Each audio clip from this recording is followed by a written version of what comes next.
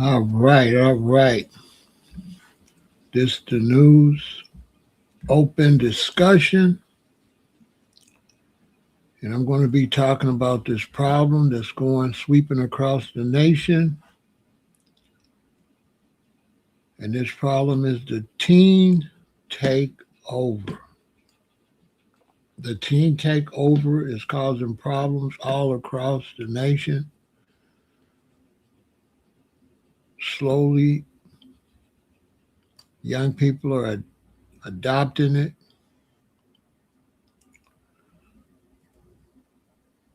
and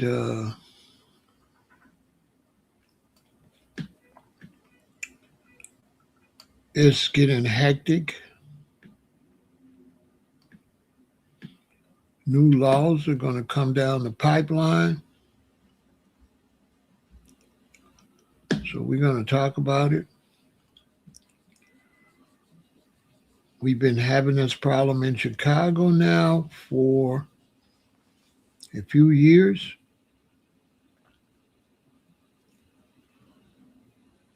Where the young people are flooding downtown, and they're coming to have a good time. They're coming to hang out and have a good time. Now, it started with the idea that people would get on their cell phones and text, send these mass texts out. Good to see you, Ivy Dreams. Meet me downtown, meet us downtown, meet us downtown. And it went from high school to high school to high school to high school, and they flooded downtown. And these are black teens, which shows this is self-targeted. So it's been going on now a few years here in Chicago, at least 3 years. This might be the fourth year. And these teens have been coming downtown, having a teen takeover, but it's all innocent with them coming down and just to stand around and hang out and meet up with each other. But a bad crowd is coming. So the bad crowd end up overrunning the teen takeovers, and the good teens and young people end up standing around watching the bad ones. Maybe about even 4 years ago, but I'm going to say three, uh, they started busting windows in stores. They started running up in stores, and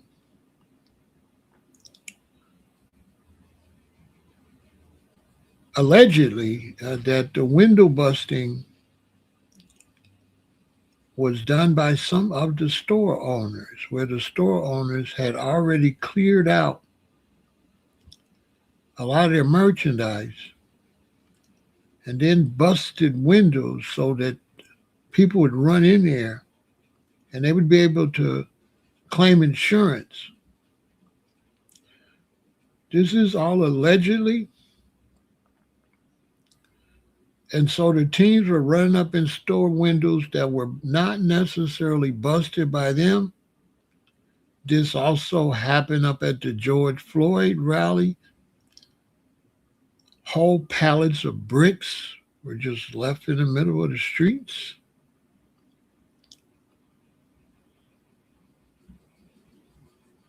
And so now it has become a thing.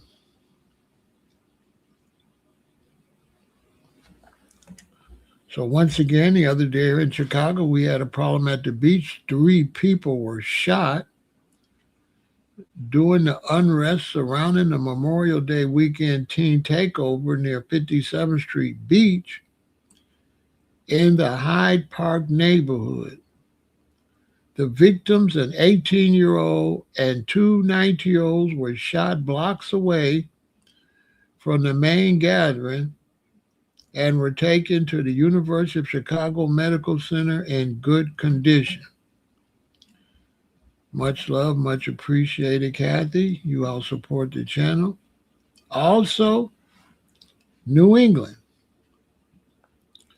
3 beachgoers were cut while hundreds of teens took over packed New England beaches in separate incidents on Tuesday, sparking fights and forcing evacuations of the summer hotspots.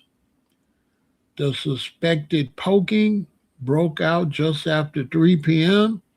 Tuesday at Narragansett Town Beach, a popular summer vacation retreat in southern Rhode Island, as temperatures reached the 90s.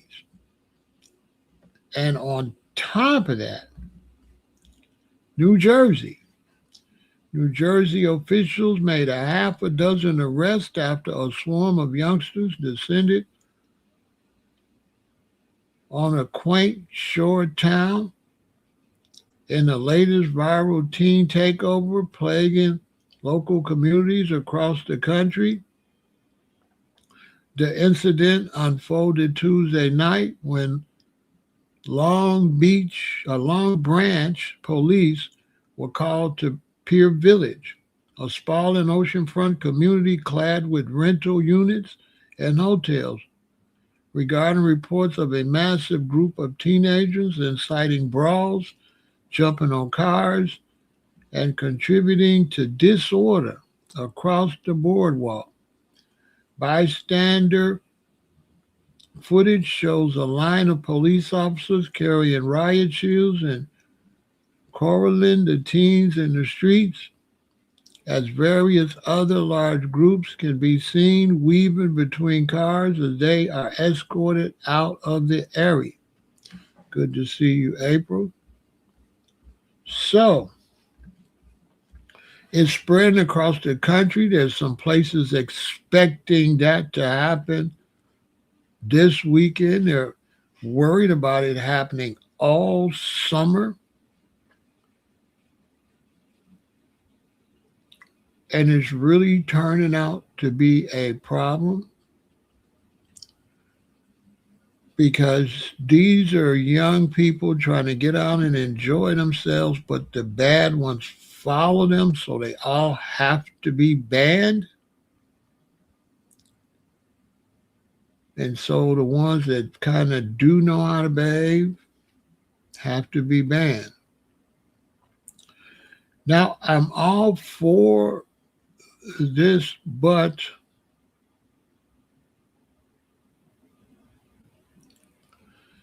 the problem is you don't know the age variations of these young people. Now, when I was young in the 6th grade, we had a 6th grade graduation. We would go downtown by the thousands. We would get there early, like 1 in the evening, 2, 1 in the evening, 12:30, noon, go to movies and stuff and come back. We would be on the trains headed back around 7 p.m., no later than 8. We would not, only in the 6th grade, we would not be down there at 9, 10, 11 o'clock at night. So the problem is you might have some 20-year-olds and 19-year-olds down there. You might have some seniors. You might have some juniors. But you might have some freshmen. And freshmen are big 8th graders. And so now, with the gang violence, we seen a couple of weeks ago, we see some gang violence in a state that I can't recall which state that was, but something broke out, a bunch of youth met. And the gang violence is pretty much across the city, the country. So there has to be some different measures. The young people cannot be allowed to hang out because even though some of them do have decent parents, too many of them don't. And what happens is the young people are too young and they are easily influenced. And so when I was growing up, because all of the parents were basically the same, there was no bad influence because we all went by the same rules. We went out, we behaved ourselves. When I was growing up, like I said, sixth grade graduation was similar to high school graduation now. And high school graduation was similar to college graduation because, college wasn't a big deal until you get to the 1979, 1980, and I graduated in 1976. So college was not being pushed like that. All you needed was a high school diploma and you could work pretty much anywhere. They did on-the-job training. But now we have a serious problem. We have too many youth that don't have good parents. And so there's got to be some kind of way to stop this. And the only way to stop this is going to be to arrest the children, the teens, and fine the parents. There's going to have to be new laws, even though curfew is 10 p.m. every night here in Chicago.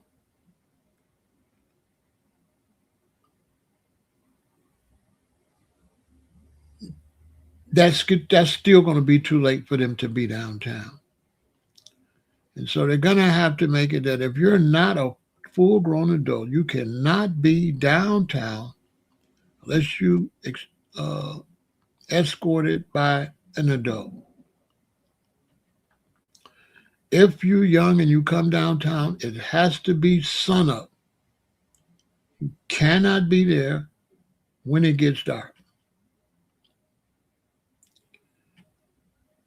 And if you are there, your parents should face a hefty fine. And if your parents get too many fines, they should be arrested and charged with child endangerment. Because it's not 1970, it's not 1972, it's 2026. And your children cannot come. There's too many single parents. And single mothers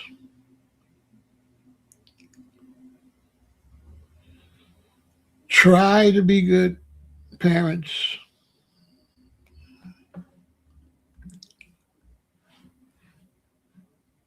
but to me, it's very difficult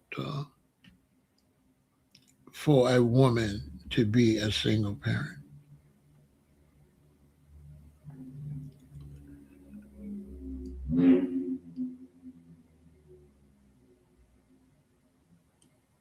So it's too much. The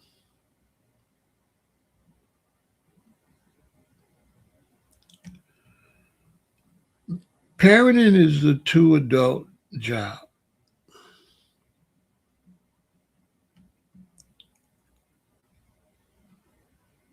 Parents advise each other when it comes to children.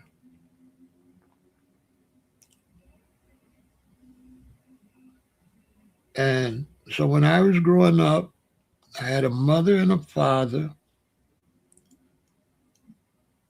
Mommy's kind of rough on you about, cleaning up the house and being responsible. So mommy's going to teach you a lot of responsibility. And then daddy, make sure that mommy's not too soft because it's hard for mommies to be good disciplinaries sometimes without a man in the house because they carry the baby.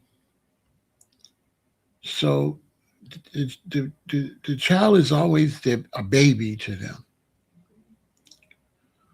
Even though they try, ladies, they try, but I just don't believe a single parent can do a good job overall. Meaning, I do believe a single parent can do a job, but rare single parents.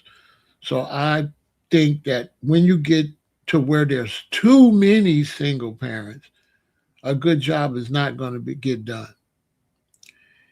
And I also think that, let's say I'm a young boy and I'm hanging out, and two of the young boys don't have a father in the house. Those boys are going to be different than me. And now they're going to be a pretty bad influence on me if they, if it's because it's two and it's me. And even though my father do a good job, I'm not around no other boys that got fathers. See, when I was growing up, when we used to go downtown in sixth grade, all of us had fathers and all of us had mothers, and mommy was uh, appreciated because you didn't want to have to deal with daddy. So daddy gave mommy more power because daddy made sure you're going to listen to mommy or you got to deal with him. And so two heads is better than one. And there's just too many children that's being raised by women and a lot of women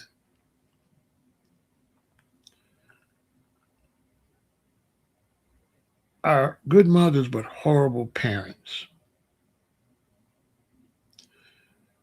especially boys. They can't raise boys. They just can't do it. Because another thing with women is when they raise boys, they're not as even keel as us. So even though they're more feminine, they could become a little more violent. See? And so if I irritate my mother, because I'm a male and she's a female, she could sometimes take that kind of, you know, she can kind of want to really mess me up because she feel like sometime as a boy, she feel like I'm pushing up on her. Whereas your daddy, he kind of know you ain't pushing up on him. And so if you get a little with your daddy, it doesn't bother him as much because, as it does your mother. You know what I'm saying? So if my daddy say something, and you have a tendency to do it a little lighter. So if I want to rage out, it's going to be a little, I might do it a little bit with my father or maybe more with my mother. And so I'm saying that to say it's just too many children that don't have good parents. And these good children are down here with these horrible, bad children mixed together. And these young girls is out going all the way downtown hanging out. And so while you got all these children going to these downtowns having these teen takeovers, you also got grown predators looking to kidnap or grab a child. So it's really not good for these young girls to be out there move it loose like that. This young generation is not my generation. They're not mature enough to go downtown by themselves. I don't believe they're mature enough to go downtown by themselves on their own in the day or night,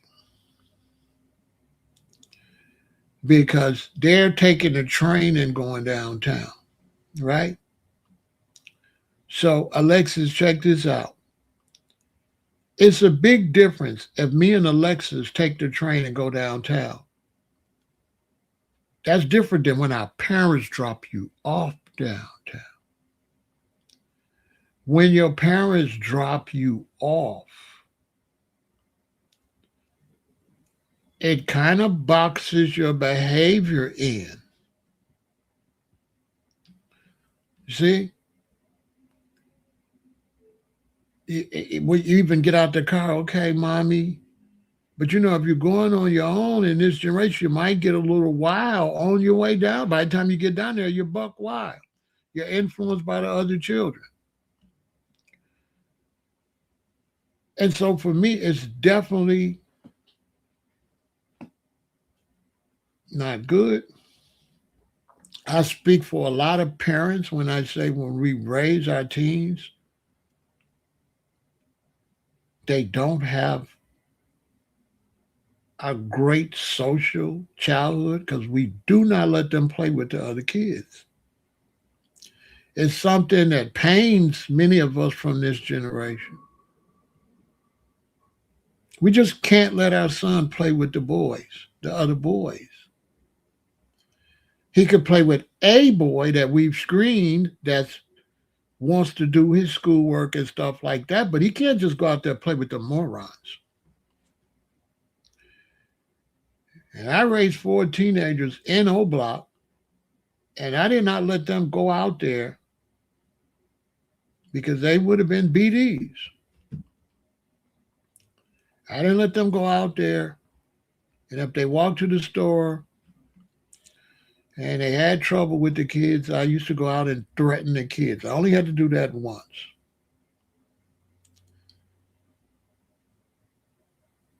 I just took it there. Yeah, because I'm not a normal father, so that's a whole nother story. I got PTSD, so I threatened the kids. But I didn't have any more problems. So the mother didn't have to go out there and handle that. So in 2026, our young people like that, they cannot go anywhere in a big group. It just cannot happen. There's too many bad apples. Children are easily influenced. Your son could be just standing there and they throw a brick through the window and then they come arrest your son. The other ones run, leave him there, say he did it. He didn't even do it. It's too many snakes. It's too many people that give your son something to smoke on, and now your son's in the hospital, something wrong with him. All of a sudden, he's got mental illness. I know a whole bunch of young men that's mentally disturbed right now from trying substances with other boys, and it was laced. It was laced. Yes. So they gotta make them children gotta stay on the block. They gotta hang out on the block. They gotta hang on the block. If they're out after 10, they better be on the block. They better be where their homes is at. They cannot move around in these cities in 2026 and 2027. They are not mature enough, and this environment is not the environment that I was raised. This is not that environment.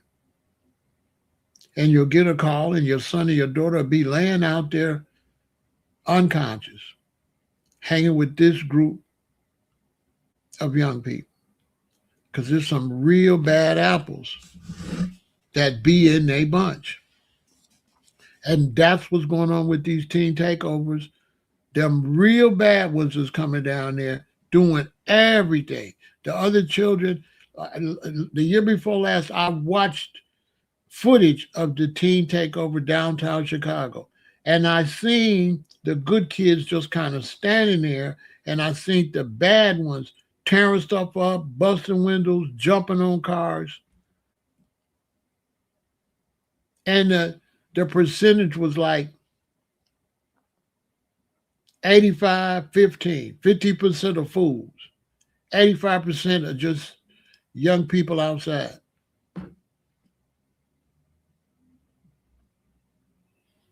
They're fighting, opposing gangs show up. And the boys gonna fight over them girls. These young boys have no home training. They're just horrible. If you have a son, a young son, grade school, high school, you better keep them away from them young boys. I'm gonna tell you. If you don't know the other boy's mother and know the other boy's behavior, you better keep your sons away from them boys, because they're going to ruin your son's life. And so we cannot raise these children like it's 1970. It's not 1970. They are definitely agitators. No ifs, ands, and buts about them. We had them when I was growing up, but it's one agitator and 30 other children. So the agitator looked like a fool because we could overpower the agitator. That's the difference. It was much different. You need to know the mother and the father, they got to be dropped off and picked up. My mother really wanted me to have girlfriends when I was young. And when I was 10, I had a girlfriend. She was 11. My mother took me, her, my sister, and a boy her age that she liked, took us to the movies. And my mother picked them up. What do I suggest for a solution? I suggest locking the kids up, fining the parents a hefty fine.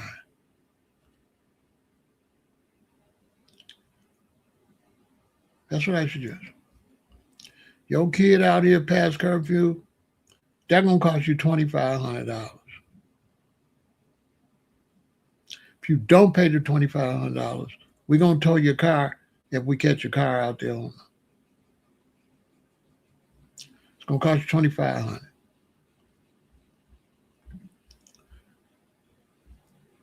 $2,500.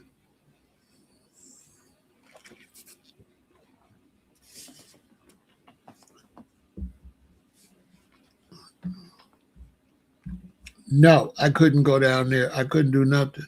I couldn't do nothing with them because me, I don't want to go to prison and they dumb. And there's nothing you can do with a dummy. In other words, when I go down there, I'm not going to shoot them, right? But they'll shoot me. They don't care nothing about no OG.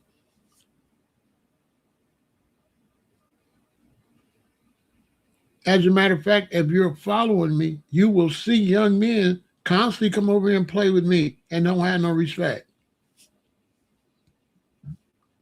All you got to do is look at my chat. It's young dudes come over here all the time playing. They don't have no respect for older people, these young dudes. They don't have no respect. And the OGs are not willing to catch a RICO or catch a case giving you a violation. If I violate you, I could go to jail. And so the OGs got businesses, got families. They didn't want to go get their hands dirty with no little young fool. Now in the county jail or in the prison, yeah, because our hands are already dirty. So yeah, we handle that in the justice system, in the penitentiary or the jail. Yeah, we'll handle it. Yeah, Shorty will sit down and be locked up with me.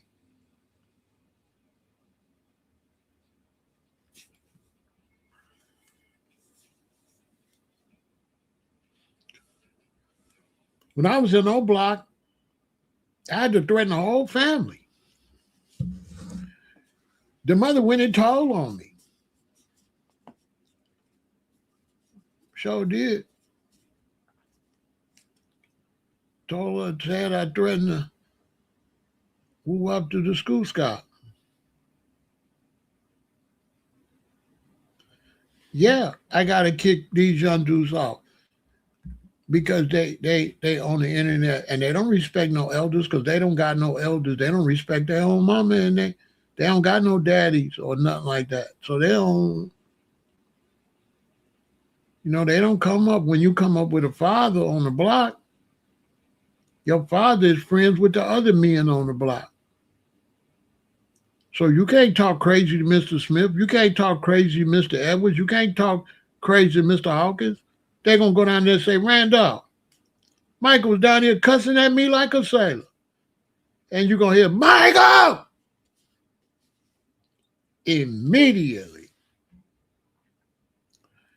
And you're going to say, was you down there cussing at Mr. Hawkins? And he's going to see you did by, and you know what he's going to tell Mr. Hawkins? Okay, thanks.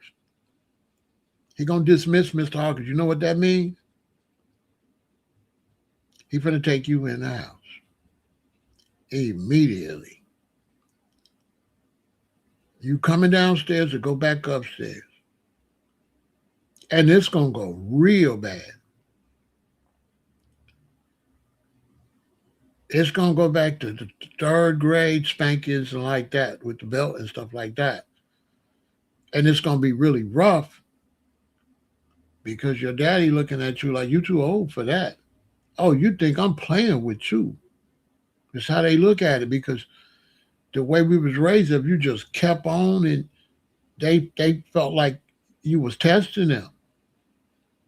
If you kept being bad, they was testing them. And mommy was the disciplinary unless daddy got, right? Saying that daddy, right, got to, he get mad, he gonna override her.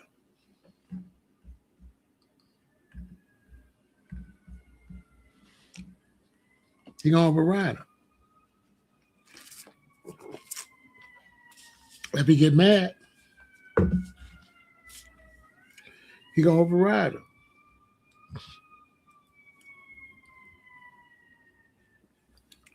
If he get mad,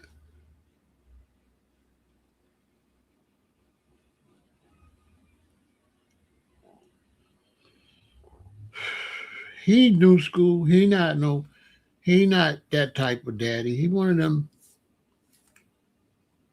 He not like my father in them generation. He not like them.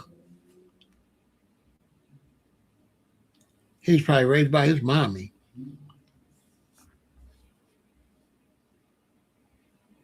You could tell a man is raised by his mommy.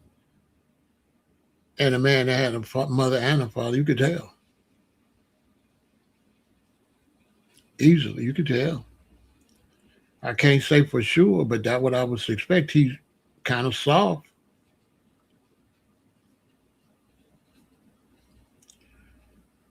And so what they're gonna have to do, they're gonna have to hurt the parents' pockets. That's the only thing gonna make the parents say, listen, boy, you better go sit your ass down. Mess up mommy's money, mess up mommy and daddy's money. That's all they gotta do. Your son can keep running around here and you can keep paying that $1,500 or that $2,500. That'll put the end to it. Because when you got children that's constantly bad, their parents ain't no good. Any child can go out and be bad once. But when you see them acting like that, and you see children jumping on cars and stuff, knowing they're being recorded, and knowing they're going to be on the news and their parents going to see them, what that tell you? There ain't no way in the world I wouldn't want my mama to see me. I'm just trying to tell you. So they don't have no good parents. The young parents are horrible. They failed us as parents. They try to be the children's friends. They're not parents. They're not good disciplinaries.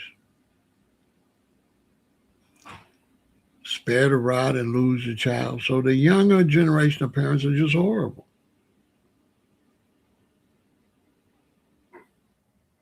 They're just no good. And that's why the young people is committing, the young people are unaliving people, doing all kind of stuff like never before. We never had young people doing what these young people is doing. Usually when you had certain type of crimes and stuff, you already knew they was 19, 20, 21, 22. They doing that stuff at 13, 14, 15, 16, doing stuff that 19 and 20-year-olds used to do.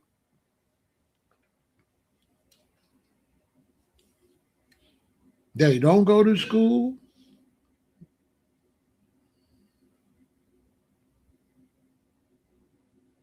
Or nothing.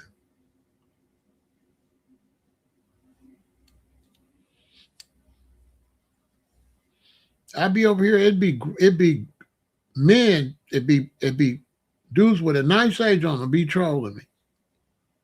What'd that tell you? What kind of man that's 18 and over be saying all kind of comments on watching somebody and comment? How you can't you see? I just be looking at them. 20-year-old, 30-year-old, all in the comments trolling. Grown. What kind of loser you gotta be? Just think about the mindset, me sitting around waiting on somebody to go live so I can go into their comments and talk crazy.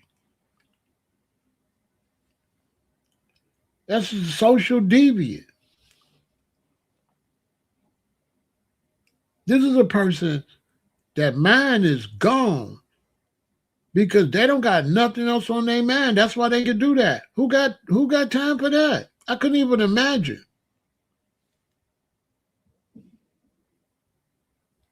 I couldn't even imagine. So if they want to stop that, they're going to have to tax the parents. We catch these kids outside after a certain time, $2,500. It'll be quiet. It'll be quiet.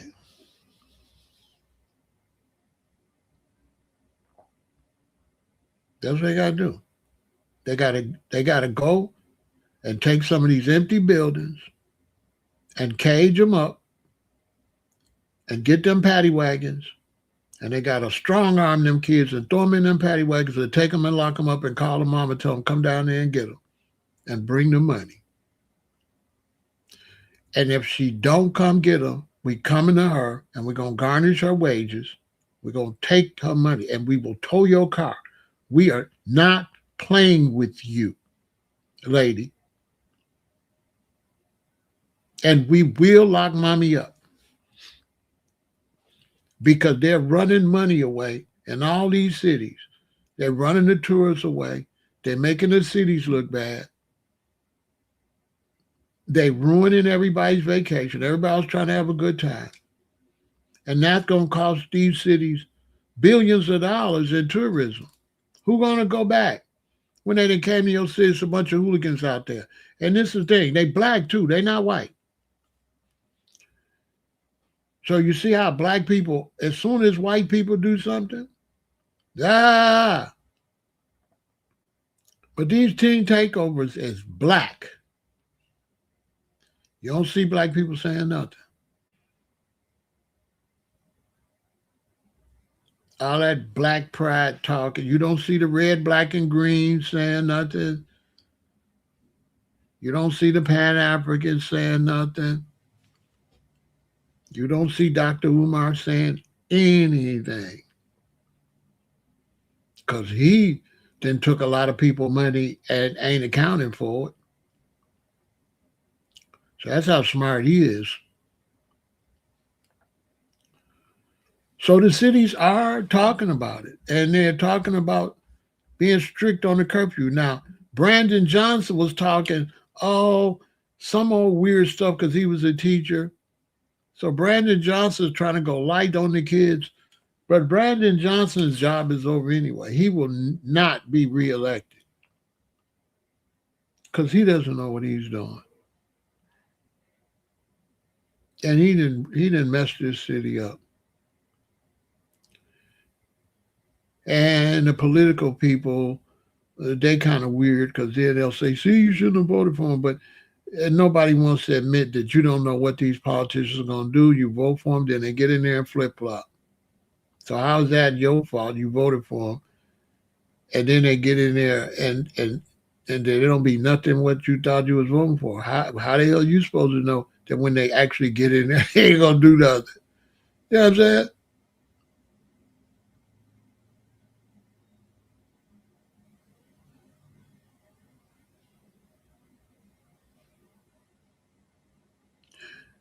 Yeah, it's happening everywhere. It's happening everywhere because we don't have parenting. Marriage is no good. Everybody's broke up. So we got all these children pretty much raising themselves, or a lot of times the mommy, she don't got the daddy there. So she try to make the children be her friend. See, when daddy is mommy's friend, mommy don't need no friend. But when mommy's lonely, mommy don't want the kids to be mad at her. It's all psychology and psychiatry. So my mama had my daddy. So it didn't matter if me and my sister mad at her. Because her and Randolph going to do what they going to do. And the hell with us. We better sit down and do what she tell us. But a single mother is always petting the kid. The kid is a replacement for a husband or whatever. It's like that's her friend. And you cannot be friends with your children. Never. Even when they're grown. My children are grown, and we are not friends. We're not friends. Because if my children be my friends, then they ain't gonna know how to raise their children. Their children see that and think they gonna be friends with my daughter and friends with my son. You're not their friend, you their guardian. Friends gotta be your age, in your age category. How you got some little ass friends like that as grown as you is?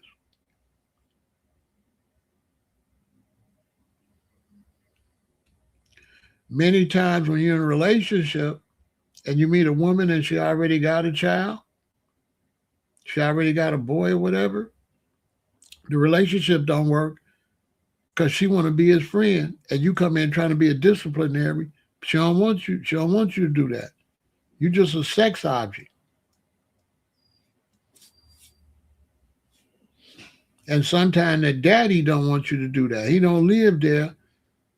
He can't raise this boy from a distance, but he don't want you saying nothing to his son.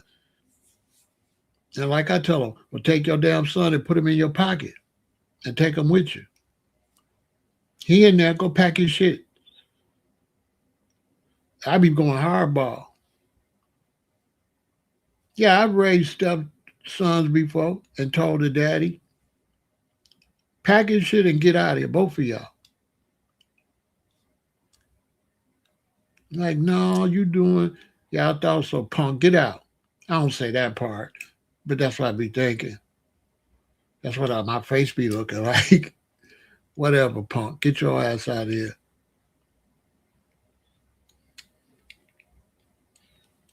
How you gonna raise a son? You ain't shit.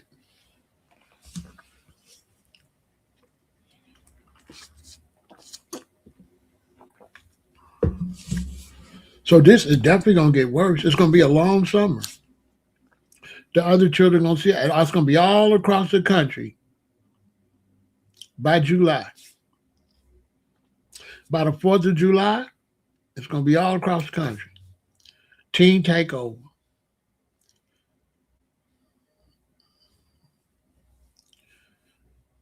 Well, look at the children got shot at the other thing that I talked about that they had out at some beach.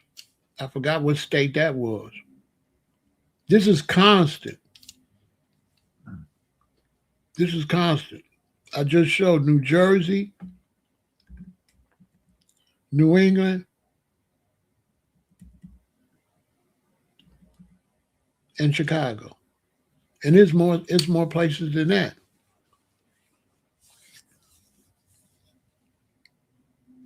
Because the parents ain't no good. Mama at the club, daddy at the club, daddy on his motorcycle, riding around so women could see him. Because we got a group of adults now that act like they 18, 19.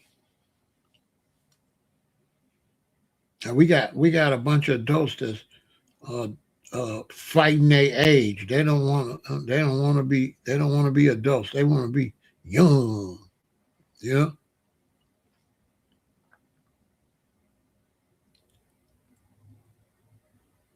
Yeah, they do it in Indianapolis. They do it everywhere. They do it everywhere. And it's going to start to hit the news and it's going to get worse and worse, Alexis. It's going to get worse and worse and worse. Those of you that do have children and teens, and if you want them to be something, you better keep them away from them other kids.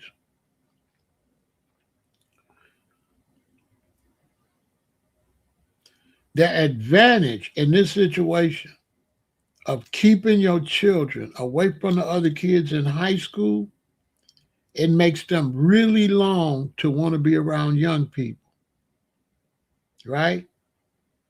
So guess which young people you provide? The young people at the colleges and university. So when your children go to college or university, they get to do what they've been wanting to do, but now they get to do it with a mature group. They get to do it with people that's trying to be doctors and nurses and this and that, the educated ones. So you starve them for friendship. And then when they graduate, you take them to college, you say, there goes some friends, and they're going to jump on it. Psychology. They're going to jump on them college friends. And then once you have them around them college friends, they're going to be so grateful that you kept them away from the losers. When my daughter went to Lindblom, they had engineering. I made her take it math, science, engineering, and it's another one, robotics. She was into robotics. So that first year, she didn't want to take robotics. So when the second year come, I just made her take robotics. When she took robotics the second year, she got addicted to it because now she going on trips. She gone all weekend to a whole nother state. So she became entrenched in it. She's not a freshman no more. She's a sophomore. So now they gave her some power. She like the leader of something. And so the robotics became her friends. And that robotics class, when they graduated, they all had different those ribbons or whatever those are that you drape around. You don't know what they call. But they all had the ones from the robotics, and they all really tight because they've been going out of town with each other. And they got the camaraderie because they've been cheering on their robot to beat the other robots. So it made my daughter adopt friends that was doing something. My son, he went to sing out, he ran track.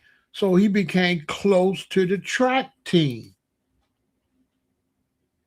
So you have to make sure that your children, they you don't want them to not have friends, but you want to put them around the kind of friends they need to have. The same thing you have to do as an adult. A lot of adults, you want to have friends, but you keep picking the wrong friends.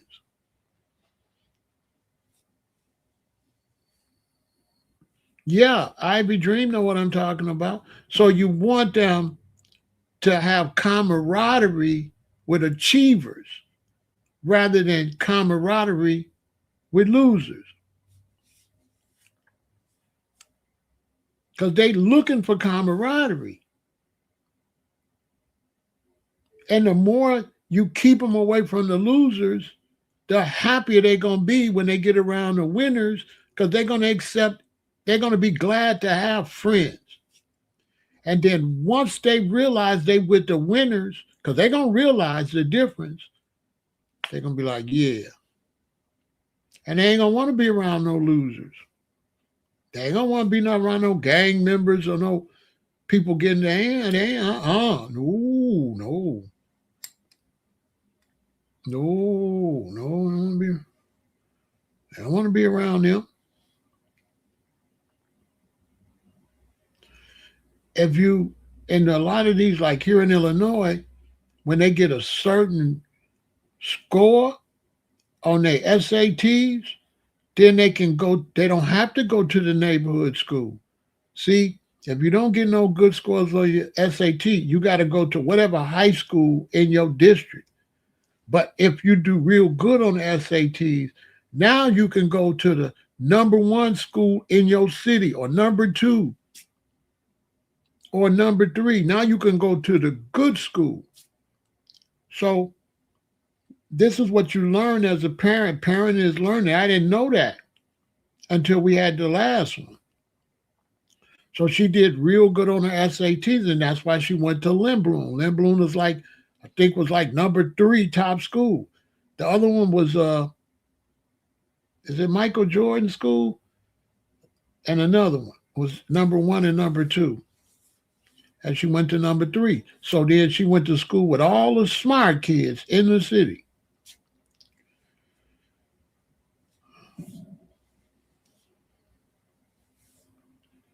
And we worked to make that happen. I think in the sixth grade or the eighth grade, she went to Washington, D.C. as one of the top students in Chicago. And so that the kind of camaraderie she got. And when she got to high school, she could have fell off because she liked boys. So I had to chase this boy away. Because the boy, he wasn't on nothing, but she liked him. And I tried to call her mother and tell her mother, I don't want her son hanging out with my sister. I don't want my daughter. He cannot be my daughter's boyfriend. And the mother told me, well, they're going to do what they're going to do. I said, lady, listen, this is not a request. Now I'm gonna come holler at you and your husband. And she thought I was playing, and I found out her job number, and I called the school she worked at and say, tell Miss So and so to keep her dumbass son away from my daughter. And she went and told the boy stay away from her. I called her job and left a message and told her people at her job, tell her to stay away from my daughter. Oh, some gangster. I ain't lying. She talking about my husband. I said, well, yeah, let me talk to him. Tell him when he get on. She never let me talk to him. I know she did, because he probably just as dumb as his son. So with the girls, if the girls fall in love, you lost them. And so my daughter, I told her she cannot date in high school. She can't date till she get to college. And I told my daughter, I told her, she could tell you, I told my daughter, I say, the most fun you're going to have in school is grade school,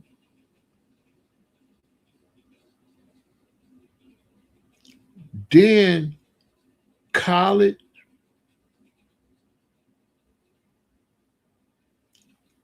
and then high school. As I told her, I said, high school sucks. College is popping.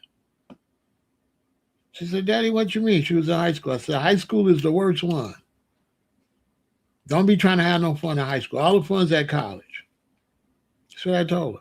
I said, when you're in grade school, it's fun. You want to ride your tricycle, you want to play with toys. That's the best. When you're a little kid, that's the best. I told her the second best is college. And high school is third. So when she graduated out of high school and she went to college, and I went to pick her up after that first semester, I said, okay. Now, remember I told you that college was better than high school? She's like, Daddy, you was right. I told you I was right. She said, Daddy, you was right. I said, I told you, high school sucks. Don't nobody go to the homecoming game but your freshman year. Nobody go to that. The homecoming game is horrible. The homecoming dance is horrible. Let's take a break and we'll finish. Horrible.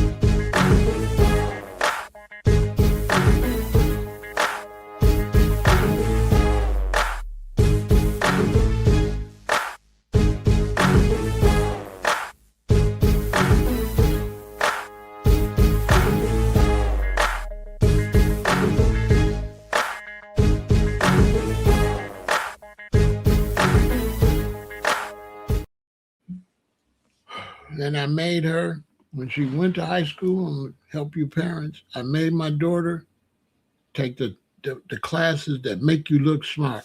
I had her take the science, robotics, engineering, 4 years of math, the top classes. She said, why? I said, that's your job application for college. When you want to get in college, any college you want to get in, when they look at, that's your resume. And when they say engineering, robotics, math, science, they're like, we want her. Don't be taking no liberal arts and all of that. No, Take the classes that make you look, even if you don't want them. I say, you might not. She said, I don't want to do engineering. I say, you're not trying to do engineering. You're just trying to have it on your resume. Your grades is your resume. You just want your resume to say engineering, robotics, math, science. That's your resume to get in college. That's what they go by. They look at all the students to see who they're going to accept. They're going to accept you right off the bat. Because they're going to look at the classes and they're going to say, oh, this is a little brainiac. We want her. And you're going to get all type of scholarships.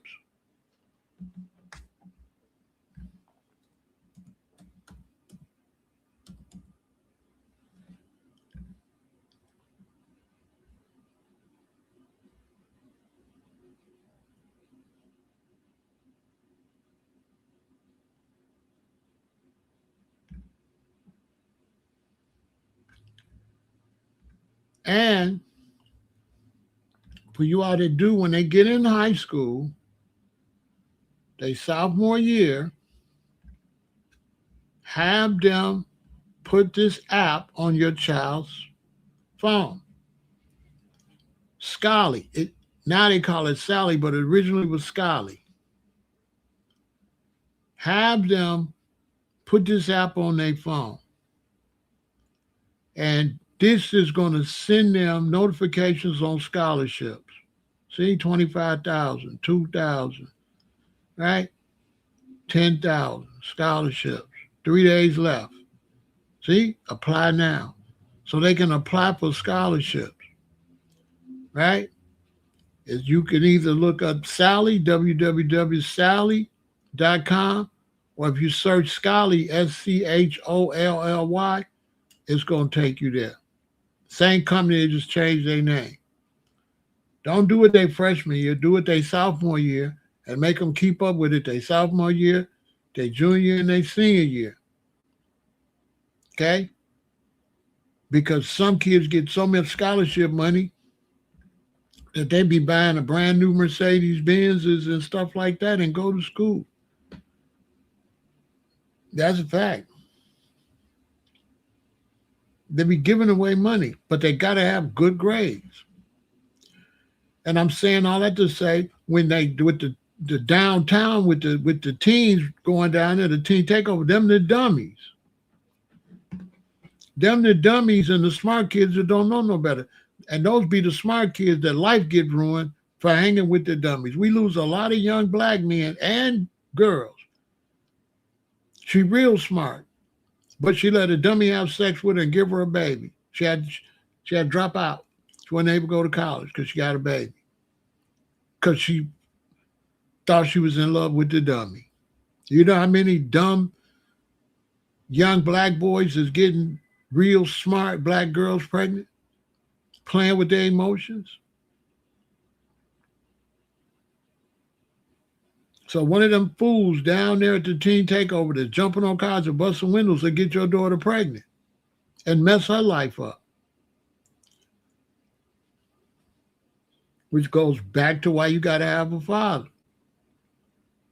But if you don't, the mama got to be she got to be a man and a woman. Same way if I don't got a woman. If I got a daughter and something happened to the mother, I got to be a woman and a man. I got to play both roles. I can't just play the man role. I got to learn how to do hair and all that. I got to be soft and hard. And so if you got a man, if it's a man or woman and you raising the child, you got to be soft and hard. You know, when you see these families where it's a man and woman, and the woman soft and the man soft, then the son be soft too. He be like Sherman tissue. Ain't nobody got no backbone. The daddy soft, the mama soft, and the boy soft. You got to have both. So if it's only one of you, you got to do what you got to do. But if it's two of you, play your role.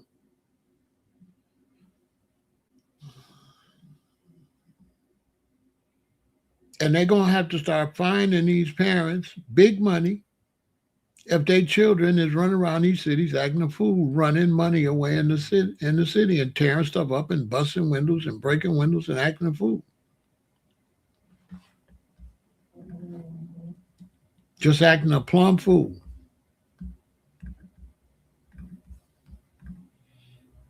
If my mom had seen me doing that, she'd have a fit. She would have a fit. And you got to wonder what kind of parents you got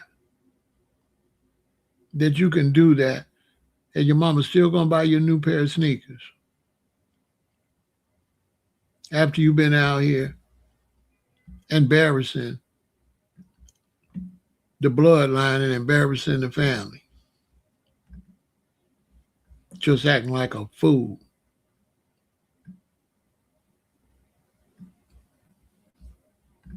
Just acting like a straight fool. That's what we got going on.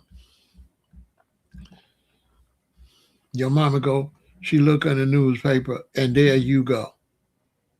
You the fool on the car.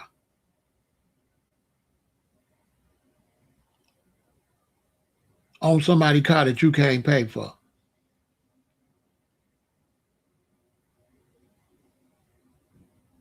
Look at this fool.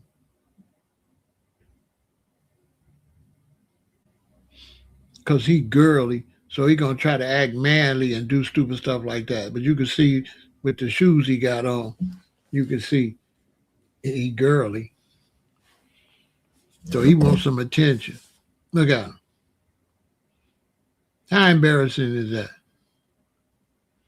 You send him to school and this type of foolishness he up there doing.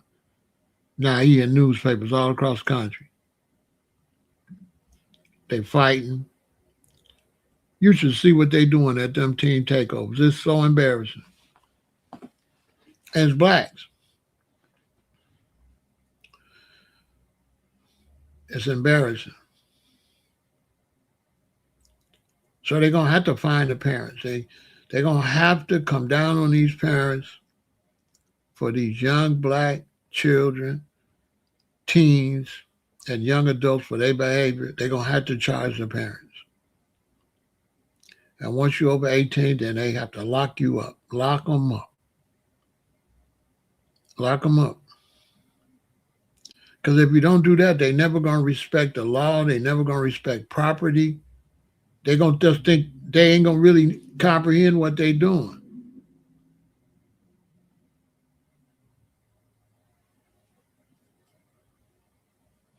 They ain't. Ain't nobody sending you to school. Nobody paying for you. Got you out there and you acting like a fool like that. Ruining your future.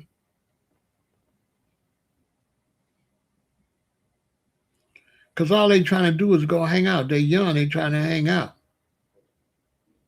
They trying to hang out and have a good time. And I see some people saying they understand it. No, they can't. No. What make you think that people like that can hang out in this world we live in today, as dangerous as this world is today? Anywhere your children go with that kind of crowd, there's going to be mass shooters in the crowd. You're supposed to know that by now.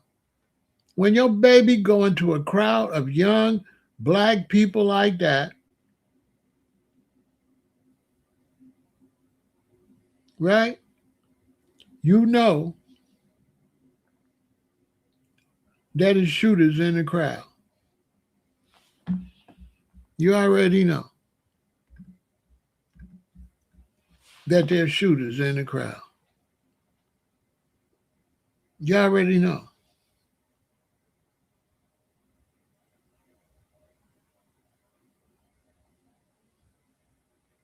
So why would you have your child go into that type of danger? You're supposed to know the other crowd is there.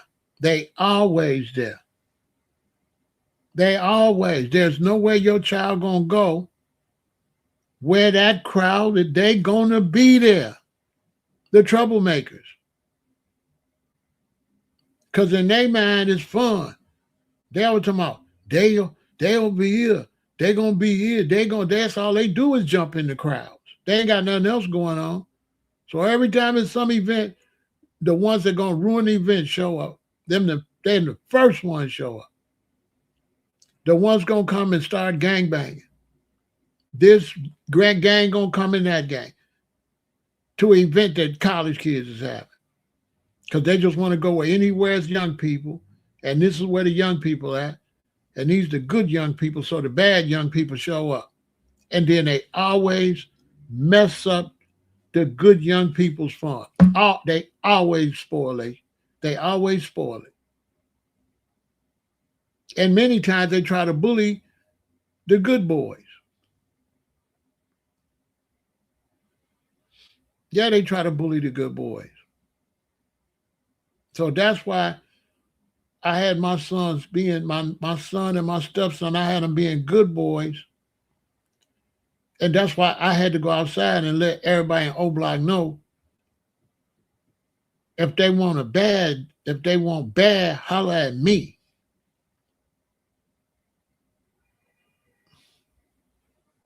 Yeah, I threaten them. I let them know in O Block. Don't make me come back outside. One time, my son and my stepson, they went to the store across the street from O Block, and they came in and said the little boy, this little light-skinned dude, he wanted to take their money. I told him, come here. I told my sons and my stepson, come here. And I went out there, and the dude was across the street. I said, hey, come here. And you could see him when he walked up to the gate.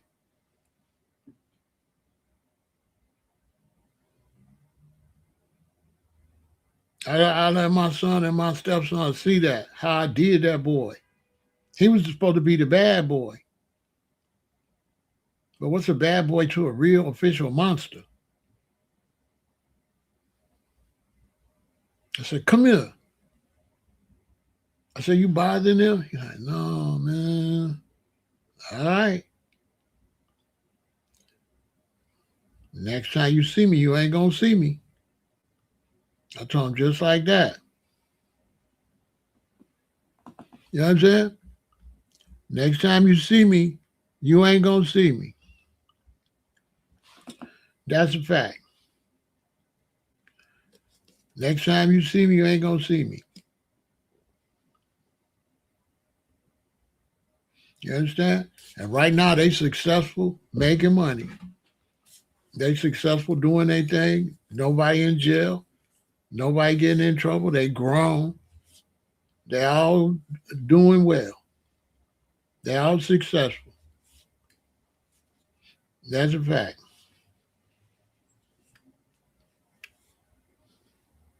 And I'm still what I'm on.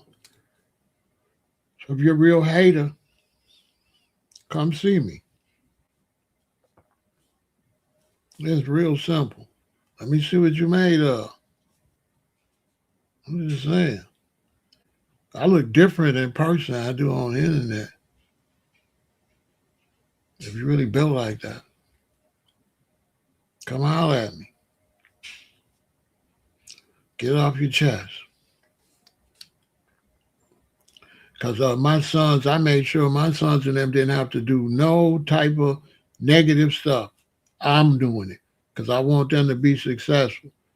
And I'm a professional and they not. Because I'm professional.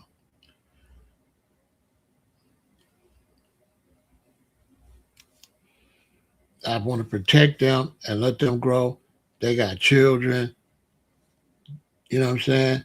They got careers. They're not outside like that. They not out trying to prove nothing. They don't gotta be gangster and all that.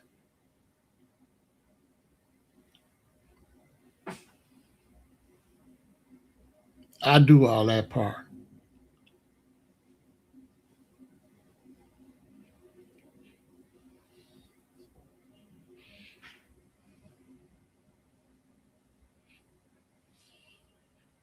Because I wanted them to be successful. But I won't allow them to be a menace to the community. You'll never see my sons trolling on no internet like some of these lames on this. You'll never see my sons or my stepson or my daughters trolling on the internet like some of these grown ass men. on the internet playing, typing, trolling, looking like a whole goofy, wanting attention, wanting a response on the internet. Who gonna who gonna waste their time responding to a make believe internet person? Crazy. So you protect your children, make sure they go make something out there. So make sure your sons ain't trying to prove that they something to some loser. They ain't got to prove nothing. All they got to do is go and get their money. That's it. To be able to pay their bills and have their car and live the way they live and stay away from losers. You teach them that. But these kids ain't being taught that. So they going down doing these teen takeovers and throwing their whole life away because they're going to go back and they're going to run that camera and they're going to grab every last one of them. You watch. Them boys is under investigation. Trust me what I'm telling you. If you don't think the FBI and the police forces got all them tapes of all them teen takeovers and ain't getting a list of everybody out there acting a fool, you crazy. They got a file. They building a file on every last one of them. Believe that.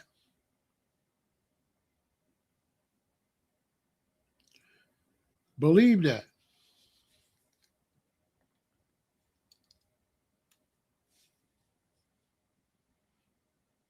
And so for you young brothers watching, don't be on here arguing with no trolls.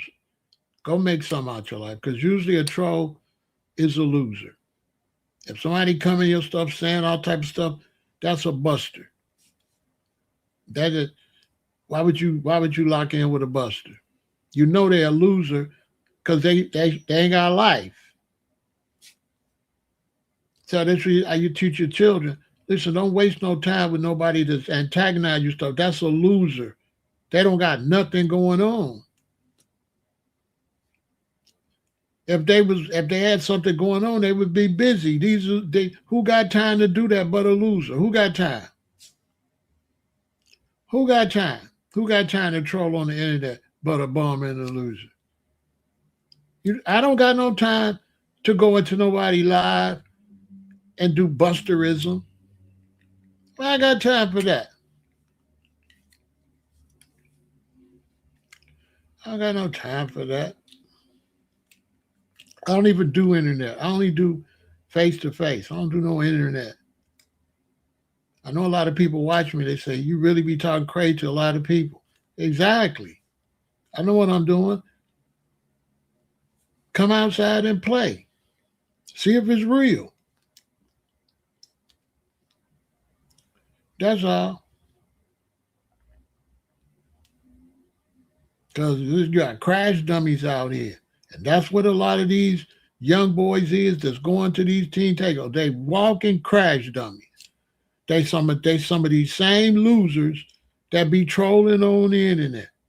When you see a man and he over 16 and he trolling on the internet, what kind of father that man? How you a father? What kind of father you gonna be? Daddy trolling. Daddy in somebody's comment section. And ladies, if you with a dude and you be seeing him do that, dump that zero and get you a hero. Cause you don't want to have no baby by no dude that ain't got no life that be on the internet, anonymous, talking crazy. That ain't nothing but a punk. You know that's a punk.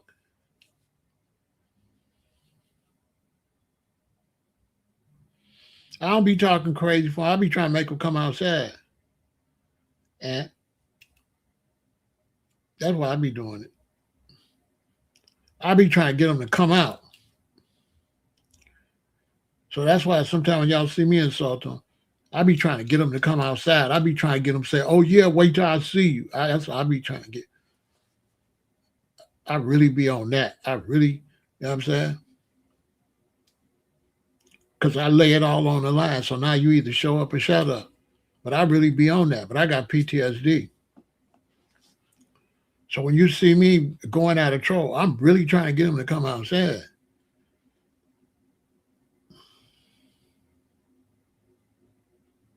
And I got a team that's watching that never make comments, and they want you to come outside too.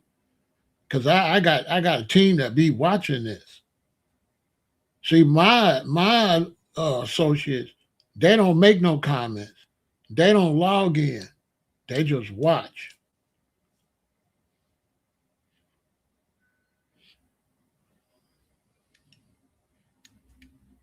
Cause ain't nobody want to go to prison with stupid stuff. And we got sons, and we try to teach our sons, don't be no crash dummy. Don't be trying to crash out on no loser. Make the loser crash out. Make them step up. Don't you be stepping up, running around looking for no trouble. Make sure that the dummies stay out of your life. Don't lock in with no dummy. Make a dummy jump off the cliff and push the line, which they ain't going to do, so you're going to be fine.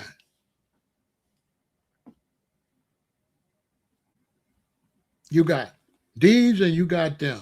And I teach my sons and them, you ain't got to be one of them. Let daddy be that. You just go be decent and do decent stuff. If somebody crazy, and let me handle that. Don't you throw your life away. Plus, you don't know how to do it. You're going to get caught. Let that alone. Go become successful. Anybody get out of line, call me or call Cuz. They know who to call. I tell my sons especially, stay away from any of the troublemakers. Don't engage with them. Don't argue with them or nothing. If they become a threat, let me do that. Don't throw your life away with these losers. Because I ain't throwing my life away for no loser. That's for sure. I ain't crashing out going to prison over no dumb dude. If you stay out of dumb dude way, they gonna dissipate anyway. I've been on this social media for a long time. You know how many losers then disappeared? They never stay on social media no longer than 2 or 3 months. They be gone.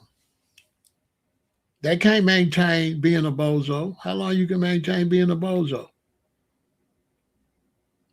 So them dudes be, yeah, you got to tell them, stay away. They ain't got nothing to prove playing with them idiots. Slip and slide them. If they go over there, you go over there. Stay away from them. Me, I stay away from all of the ones that's big dealers, all of the ones that take a penitentiary chances. I stay away from them. Because they go into prison, and I don't want to go with them.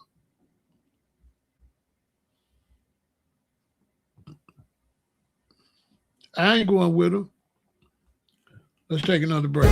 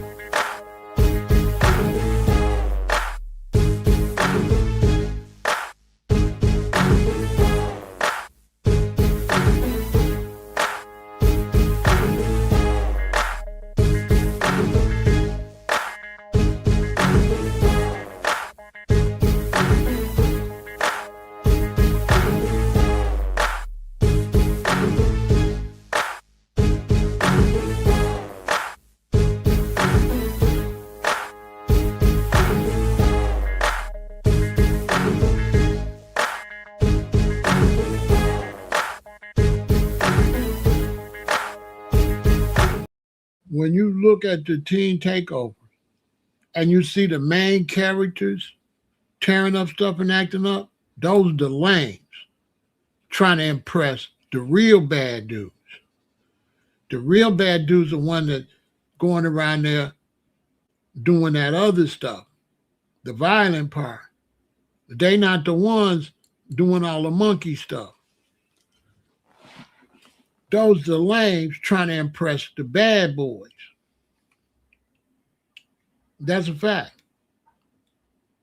So now he end up getting in trouble, and the mama go down there and say, "Well, Rodney, what is you doing?"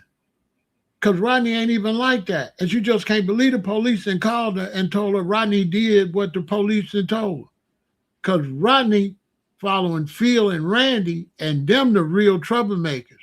And he what we call a send-off. Then sent Rodney off. Rodney not even built like that, but he trying to impress them.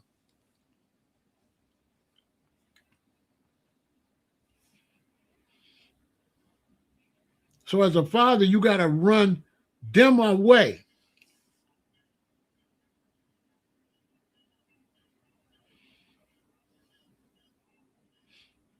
You got to run them away. You go out, I go outside, I see my son, they up at the school with him and him.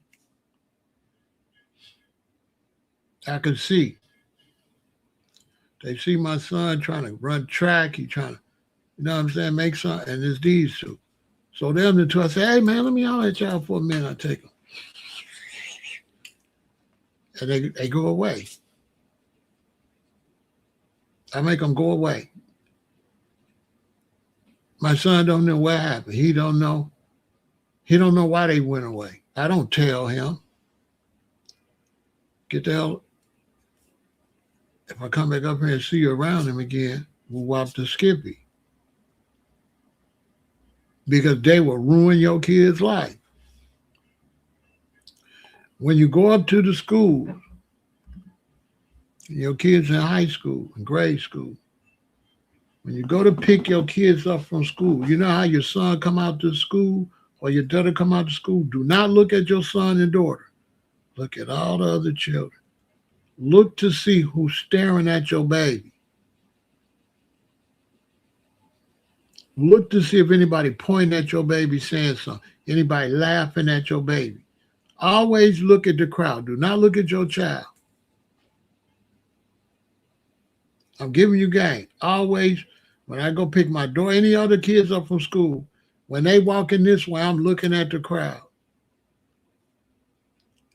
Because whoever it is going to be a snake behind their back, and now their back is to them, they walking towards me. So I don't look at my child, I look at everybody else. One time I went to pick my daughter up from high school. She came out. When she walked out, a boy said something to her. When she got in the car, I said, what that boy said to you right there? Him. She said, nothing. No, what did he say? Daddy, he didn't say nothing.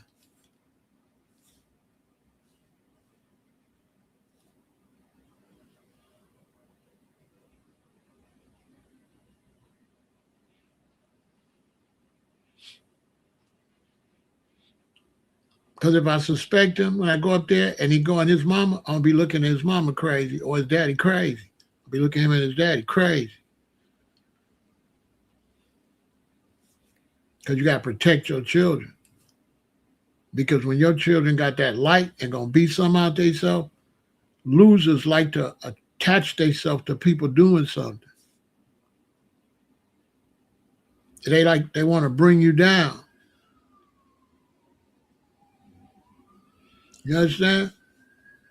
They want to attach themselves to the light.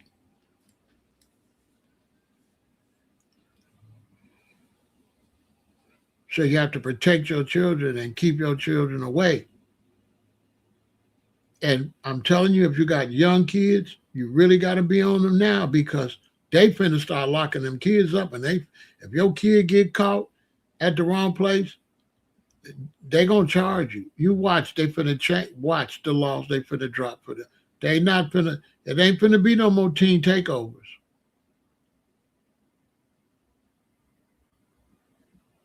The next time them teams gonna come, they gonna have them paddy wagons and them buses. They gonna have them prison buses.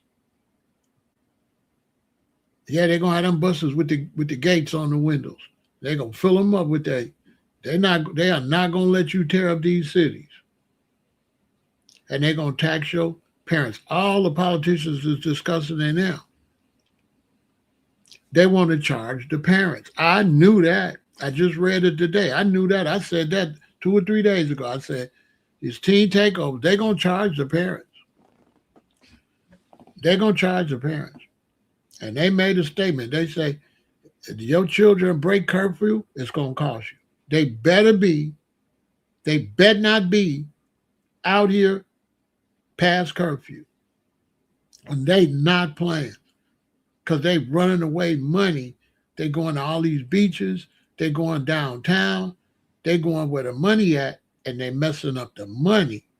And they giving to a lot of these cities, when a tourist come, they got one opportunity to make the tourists like the city and say, I want to go back. And if the children run that tourist off, that tourist they could lose millions of dollars from bad news coverage. Are you acting a fool?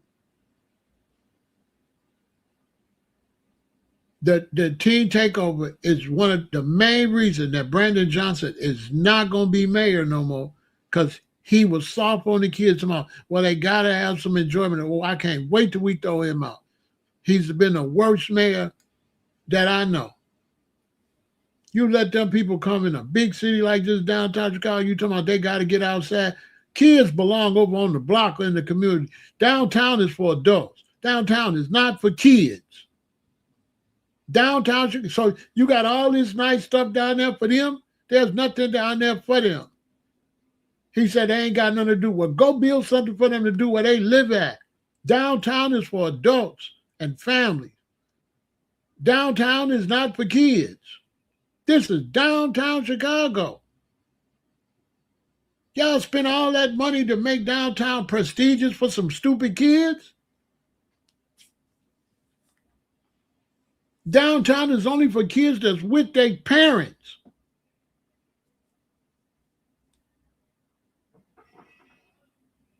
Now, we had 4 teenagers. We used to send them downtown. We used to send them downtown at like 2 in the evening. They would be back home by 8. Because of them teens.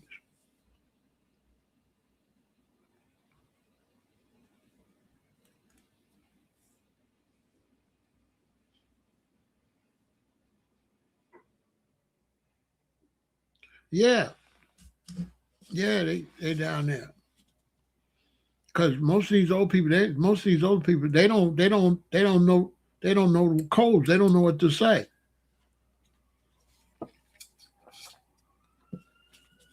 I walk through them teens all the time in neighborhoods, and they be up in front of the store. I walk right through them.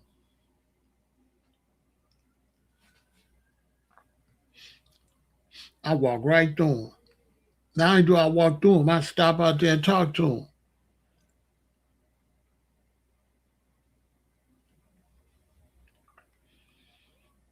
What y'all out here doing? That's what I be talking to them.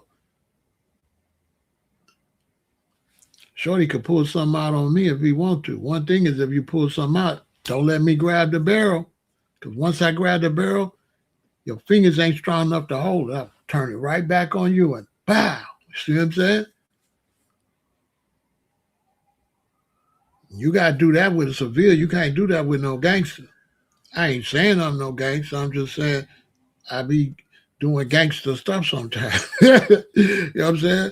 These shorties be trying to be dangerous, but there's a code in the street, and there's a way that you talk to each other, and they know certain languages and certain body movement. Oh, no, that ain't the one. They could tell.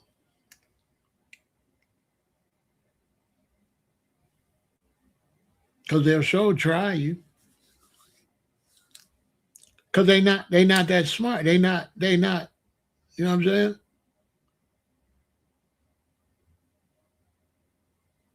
They got very low IQs, and they almost animalistic. See, when you don't develop your brain, you just be like a regular mammal. You be like a lower species. Seriously. And some of these young men out here, they like got animal like. When you don't have no intelligence, then you be the other stuff. Now, I learned that in grade school. All my friends, the ones that could do their math and do everything, be like here. The dumb ones, they go try to be gangsters. That's why they be trying to be gangsters, because they can't read. They got to be something. So when they can't do nothing intelligent, they go try to do the dumbest stuff they can do. They try to get their rank over there on that side. But the problem is, dumb don't make you no gangster though, and that's where their weakness is at.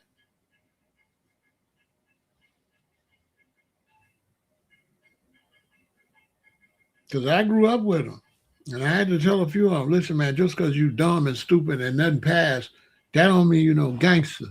Yeah, that's why you tell the dudes I grew up with. I had dudes I grew up with, and they want to go that way, and you want to go that way. Yeah, this happens. And sometimes when you want to be smart and stuff, they try to play you like you a punk.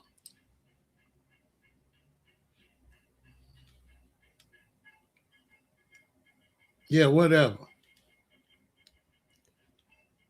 Because a lot of times when you trying to be a gangster, you the punk. To be honest with you, you a punk. That's why you so busy trying to be a criminal and do all this stuff.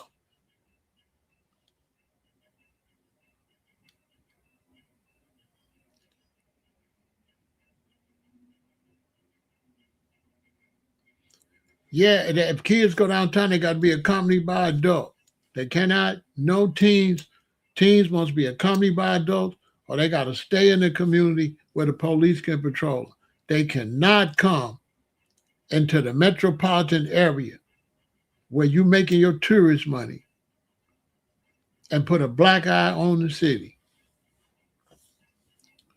You cannot let them, you can't let them, you can't let them run around Chicago, a city this prestigious, and just act like that.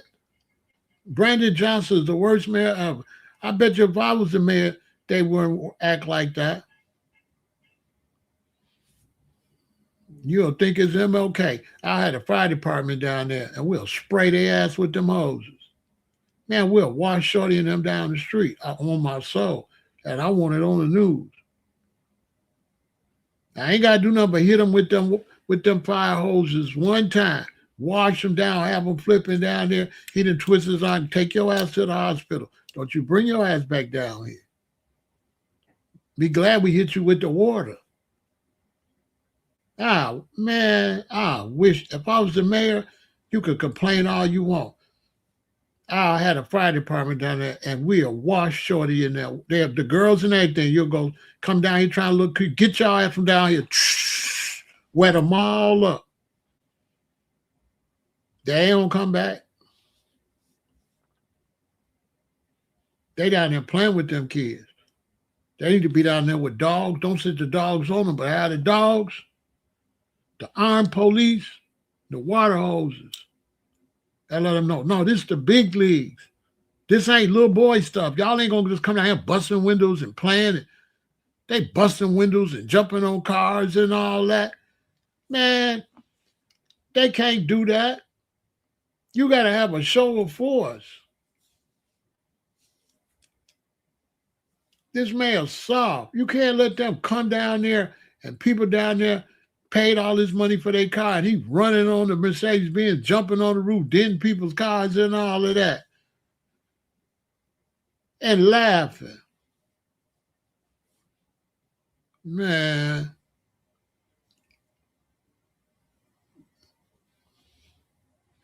They better be glad I ain't the mayor. Because it'd be takeover teens. Yeah, you come downtown, it's the takeover teens.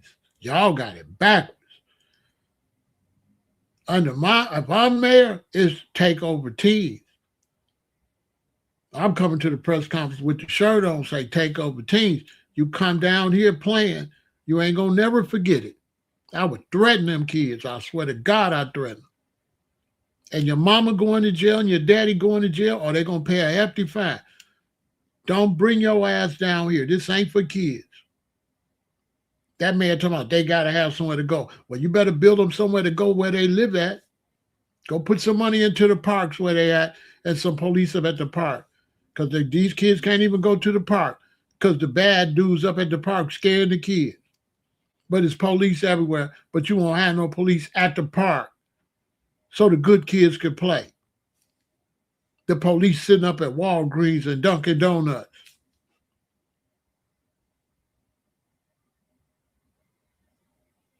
Yeah, they spray them with blue dye. I don't blame them. You cannot let them mess up your tourism and stuff like that. That I can't believe that. But for you parents, keep your children away from that group. Make your babies come in the house. Because here in Chicago, we losing young kids left and right. A lot of times it's the innocent girl, the innocent boy that gets shot.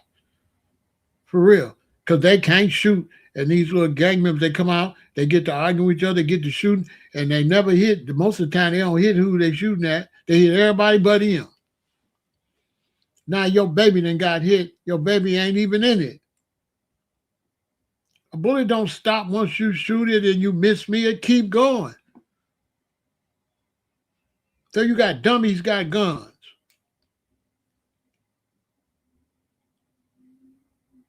They don't even know the bullet gonna keep going. Man, we got so many young people in Illinois, so many young men in prison for shooting people that ain't gonna never get out. When they do get out, they might be 70, went in their 20s. By the time they get old enough to realize what they do, what they did, they're gonna still have to do 40 years. They actually realize what they did in the middle of their life sentence. Real talk. Now he 49, and now he woke up. But bro, you ain't getting out till 89. You was a fool. They be waking up in prison. And the county jail is one of the worst experiences you could have is going to the county jail. Because I'm talking and I'm a teacher like that with the knowledge, I was controlling the county jail because I was doing this same thing in the county jail. So I was controlling the narrative because I was just dropping bombs on people. I was dropping bombs on the brother. They'll never hear no knowledge. Nobody never be talking to them about nothing. But now that they locked on the deck and can't get away, they can't get away from what I'm saying. So I'm able to force them to learn something, to change.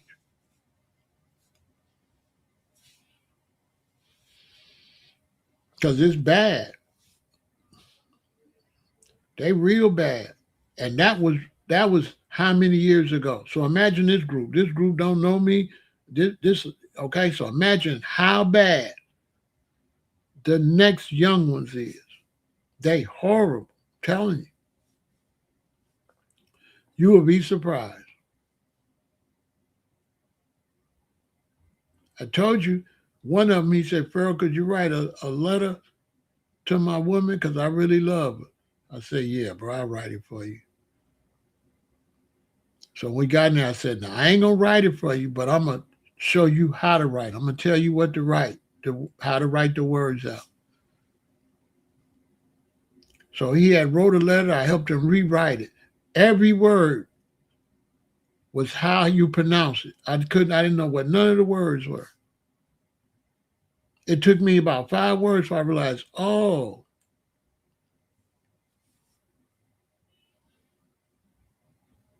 If he write pizza, he probably gonna write Peetsa. Pizza. I swear to God. And one thing that broke my heart is he got to a word, and you know what that man said to me? He said, THE. That's dove, right? Man, that's one of the most heartbreaking experiences I ever had in my life. This man's like 28 years old. That man said THE. And he asked me, that's dove, right? I couldn't believe it. I couldn't believe it. The man didn't know how to spell the. You gotta see stuff like that live for to really I was like, wow.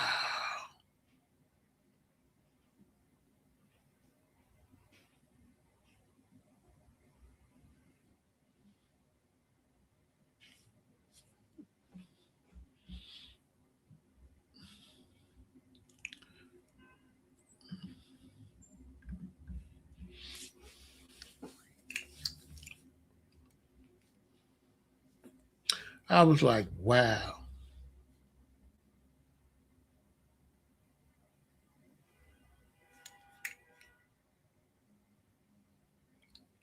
I couldn't believe it.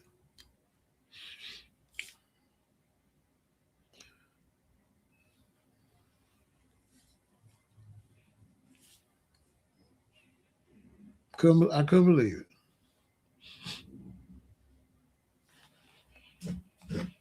So that's what's going on with that, y'all. Parents, it's getting ready to go down. If you got sons, you got daughters, like sixth grade, some grade school, you might be in high school, they finna tax you. So you better get them under control. Do not let your children be with these groups with these teen takeovers because they finna charge heavy for that. They gonna find the parents. Trust me when I'm telling you, because they running away the money. They going to where the money's at. They not gonna let you run the money away.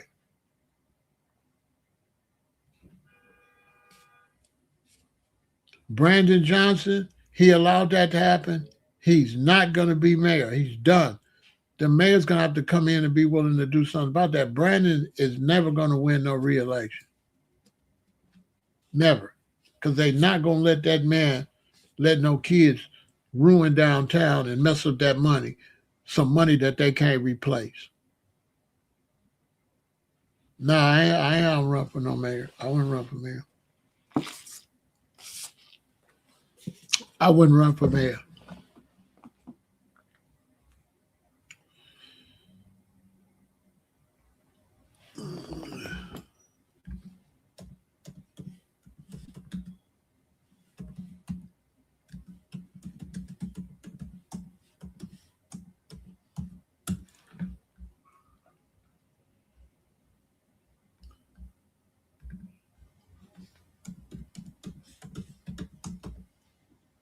I would.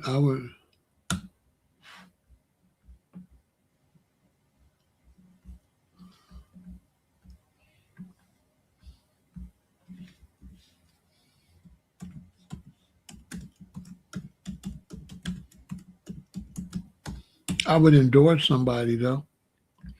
Who should be the mayor is Dr. Willie Wilson.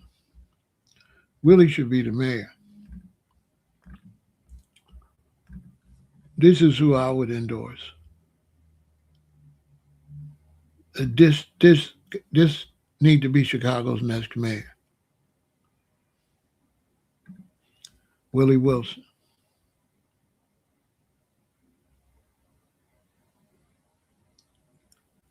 He donates millions and millions of dollars. He buys gas for the citizens. He have days where you just pull up to the gas station and he put gas in your car. This the man. He goes down to the tax office, right? He goes to the tax office, and when black people come to the tax office, he pay off their taxes.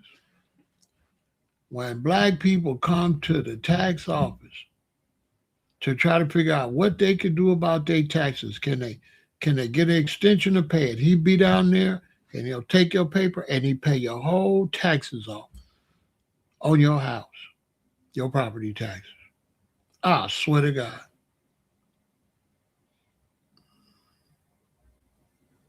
That's who gonna be the next mayor if it's up to me. Because he gonna run for mayor again, but he probably gonna win this time. Man, that man, he's unbelievable. One time I was at a location and he came and he gave everybody there $50. Hundreds of people. He gave them $50. I stood there and watched it. He pulled up with security. He had a big thing. It was full of $50 bills. And they was walking up and he was just giving them $50 bills. He just bought gas, I think, last month.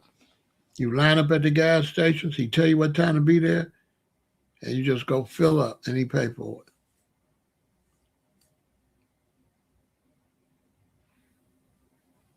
The gas stations be out of gas. He buy all their gas. They pump gas so they ain't. That's who I want to be mayor. That's who I'm be campaigning for. Willie Wilson. We done passed up on Willie too many times. He should have been mayor this time instead of that fool we got in there. That man, I'm going to be dogging him. He better not run. Brandon better not run.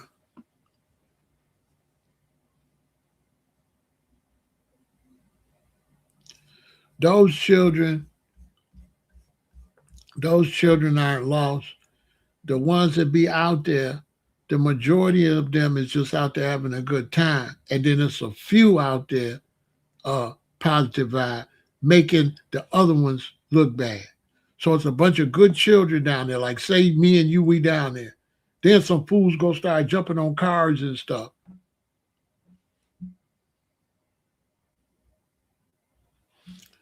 That's what's going on, positive vibe. It's a bunch of good children, hundreds and hundreds of good children. And then it's a handful of fools go down in there, do crazy stuff. The other children just standing there watching them. That's what's going on. It ain't the children. It's a handful of fools. That's why can't nobody come down there because the fools always come. So let's say if it's 100, out of 115 is the fool. The other 85 ain't doing nothing. So if you got 300, you got 45 to be acting the fool. The rest of them just be standing there.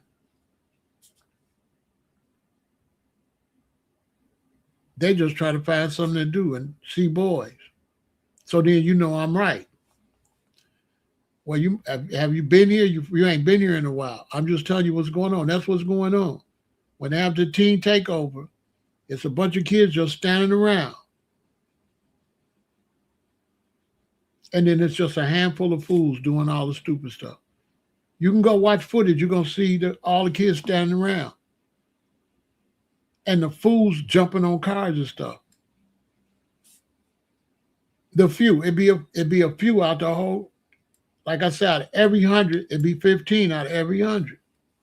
If it's 300, it'd be 45 of them acting a fool. That's a fact. Because you a girl, you know them girls be down there dressed up. They ain't try to jump on no cars, is they positive? Them girls down there try to meet boys. They coming down there with their cutest outfit on. They ain't trying to do all that. And the boys that really got some coof about them, they ain't doing it. You know the kind of dudes is. You went to school. You know it's always the handful of fools that mess it up for the rest of us. Nothing ain't changed. It's always like that. And you hear it, and you know what they be saying too. What they be saying, positive vibe. Dang, we can't do nothing every time we try to have fun.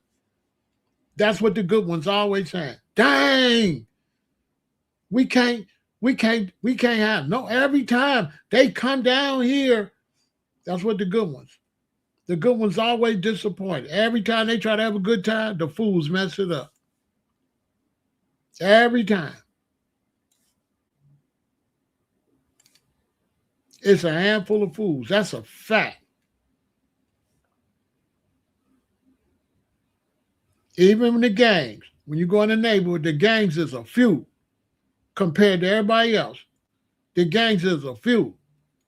There don't be no whole lot of them like that. It'd be a few of them standing around at the store, standing on some block. They do not be nowhere close to the majority. They are small minority, and they always mess it up. You go to a party, everybody having fun. 8 dudes messed the whole party up.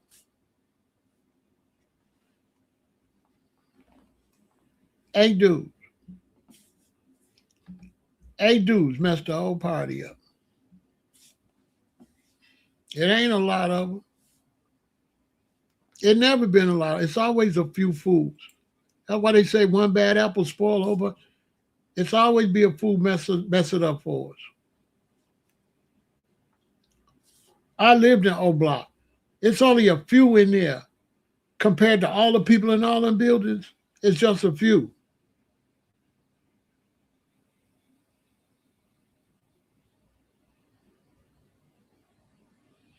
Yeah, it's them few idiots. Yeah. Yeah, it's always been like that. It's always been like that. It's always been the few mess it up for all of us.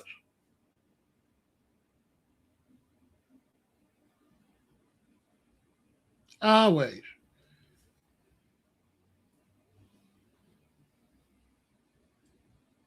All the way back to when I went to school. Ain't nothing changed with that. You go up to the liquor store, it's them 3 to 5 at the liquor store, causing problems. Every time you look up, they name come up, the same names, messing it up for everybody else, making everybody look bad. It's always just a handful. Even in the gangs, only a small portion actually gang bang. The rest of them just gangs. They just BDs, but they don't be doing nothing. They just black song, but they don't be doing nothing. They might got jobs and stuff like that. Appreciate it, sweetie. You can talk to the good ones. You just can't talk to the fools. Hey, positive vibe. You can talk to the good ones. You just can't talk to the fools. And the fools messing it up for the good ones. When you go and y'all look at the team takeover, next time just look and look at the girls and stuff that be just standing around. They not the ones. Then the fools the one jumping on the cars. But the rest of them, especially the girls give it away. Because the girls got their hair done and stuff. You know what they down there for. You don't never see the pretty girls like Positive Vibe. They not doing none of that. They down there trying to look cute. It's them boys, that handful of boys that mess it up for everybody. It's always been like that. Even when I was young, we had quarter parties and stuff. Here go two girls fight. Mess it up for everybody. Here go 2 dudes fighting at the party. Mess it up for everybody. There's 50 of us there. These 2 ruined the party. It's always been like that. Always. The rest of them kids just they don't got nothing for them to do. So that's why they come downtown. That's why they go to the beach. We don't have anything for young people to do. And the reason we don't have anything for young people to do, because the bad ones are going to ruin it. It reminds me, I used to have little parties in my basement. Like 6th, 7th, 8th grade, like that. And I used to go down there and play records, and we'd be slow dance with the girls and stuff. So these girls moved from the low end in the neighborhood. Sure enough, I had the party in the basement. They came. One of them wanted to fight. One of the girls on the block brought her ghetto ass down there. And then my mama told me I couldn't have no more parties because one damn girl, one ghetto chick, messed our whole thing up. We was having them parties all the time until them 2 ghetto chicks came. And one of them wanted to fight Vicky. They ghetto ass came. and messed it up, messed my parties up. I used to play records and we have a little red light and we be slow dancing.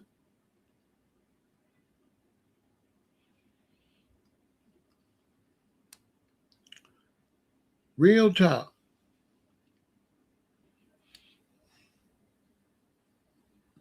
Yes, sweetheart. You cute too. I see some ladies tonight that should be having my baby. I appreciate your support, sweetheart. Stay positive. It's going to be good. Just stay positive and everything's going to be great. Just stay positive. Watch your children if you got children. Keep them away from the bad kids. And if you can keep them out away from the bad kids long enough for them to get to college, they got it. Just all of y'all, just keep your children away till they get out of seniors. And when you send them to a college, you made it. You just got to keep them away from girls. Yeah, you got to keep the girls away. You got to start watching the girls around sixth grade. You don't have to, but then, seventh, eighth grade, but high school, you just want to keep a tight rein on them. And you want to extend their childhood because when they go to college, you're extending their childhood, right? So when I was coming up, if you get out of high school, you're 18, start working, and you're grown. But if you go to college, you still extend your childhood. So when my daughter go to college, that's extending her childhood because she can't work to take care of herself. She's still in school. So I kept her away from the nonsense until she got to college. And she went to medical school. And then she went and had her social life there where she's socializing around people that's going to make something out themselves. So you want them to socialize with people that's going to make something out themselves. And so if you just keep them away from the nonsense, parents don't start feeling like, well, they got to live a life and stuff like that. No, a lot of things that they can't feel like they can't do as juniors, seniors, they're not going to mind doing it when they're freshmen in college. They'll be fine. They ain't missing nothing in high school. High school, all they need to do is get good enough grades to go to college and then go to college and then have a social life. They're going to have a better social life in college than they are in high school. I told my daughter that. And then when she went to college the first year and I picked her up when it was time to come home for a break, I asked her. I said, was I right? She said, yeah, Dad, you was right. Because I told her, I said, high school sucks. So just get good grades. High school is whack. So just get good grades. Don't try to have fun in high school. High school it sucks. High school is like, remember Christmas? High school is like when you realize there ain't no Santa Claus and you don't get toys no more, you're too big. That's high school. You can't get adult stuff and you don't want no kid stuff. That's high school. And that's why I told my daughter, I said, the best part of your life is a little kid. When you believe in Santa Claus and toys like that. I said, when it comes to school, the best part is grade school. I told her the second best part is college. And high school would be third if you ranked them. High school is not better than grade school or college. It's just not. High school is the worst out of all of them. Because when you're in high school, you're too old to do kid stuff and too young to do big boy and big girl stuff. So it's like, you can't do nothing. You're too old to play with G.I. Joe and Barbie, and you're too young to get a beer. Yeah, high school is the worst. They're all good. They're all good. School is good. But the ones that's the most fun is grade school, college, then high school. High school is not nowhere better than college, not even close. No, high school is not better than college. Nobody goes to homecoming dance once only their freshman year and see is whack. Homecoming dance in high school is whack. The college parties is off the chain.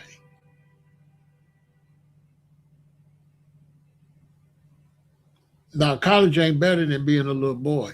I don't know where you was a little boy at, but ain't nothing better than being 5 years old, kindergarten, first grade. Say ain't nothing more fun than that. Ain't nothing more fun than recess and stuff like that. There's no more nothing's more fun than kiddie fun. Nothing's more fun when you first learn how to ride your bike and stuff like that. Ain't nothing trump that.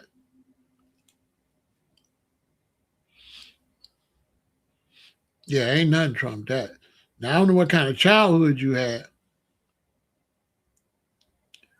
but yeah, ain't nothing more fun than when you little, when you believe all that little and you watch your cartoons and eat cereal. When you little, that's it. That's everything.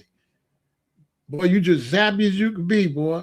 5, 6, 7, 8 years old. Oh, it's popping. The sliding board is like going to amusement park. The swings, just simple stuff. What's more fun than when you first learn how to ride your bike? But when you first learn how to ride that bike, boy, it's going down.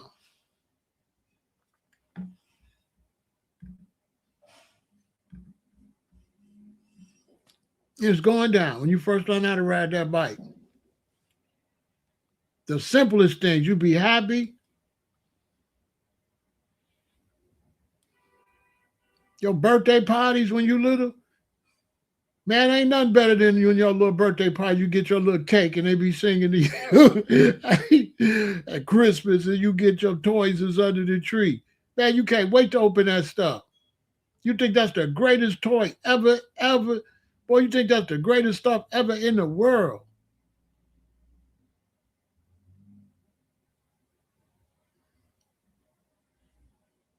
And to be honest, the cartoons are better than regular TV. I ain't lying. The cartoons are better than grown people TV by far. Bugs Bunny and them is way better than any adult. You know what I'm saying? You don't got no worries.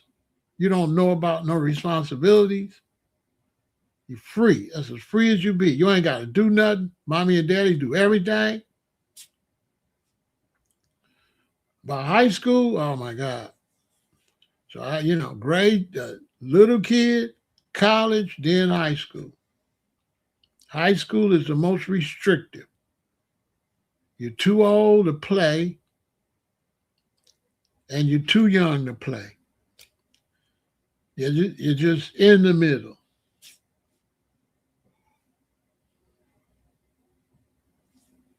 You find out ain't no Santa Claus and all that. It sucks. Especially if you're a foundational black American and you wake up and there's money under your pillow. They told you the tooth fairy put it under there. You believe it too. You be so happy that make you take your mind off your tooth got pulled out. But you wake up and find that money under your pillow. It's going down.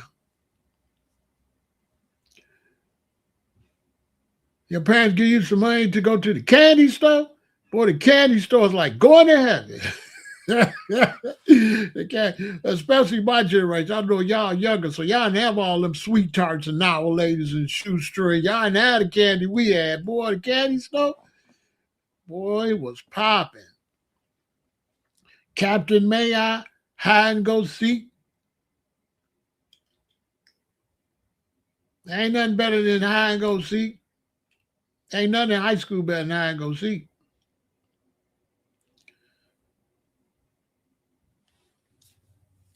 Even baseball. When you first learn how to play baseball in grade school, that's more fun than when you play baseball you get older. It's real fun when you're a little boy and you learn how to play baseball. You're a little boy. When you can't play, that's the most fun.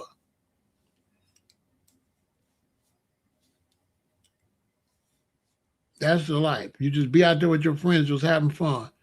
just giggling and having fun and making up stuff to do. You just make up stuff to do. When you look at you be having the time of your life. No responsibilities. Once you get to high school, you start having responsibilities. You ain't got when you 7, you ain't got no responsibilities, boy. You free. Mommy and daddy do everything. You can't even make your bed. You real little money make your bed and all that.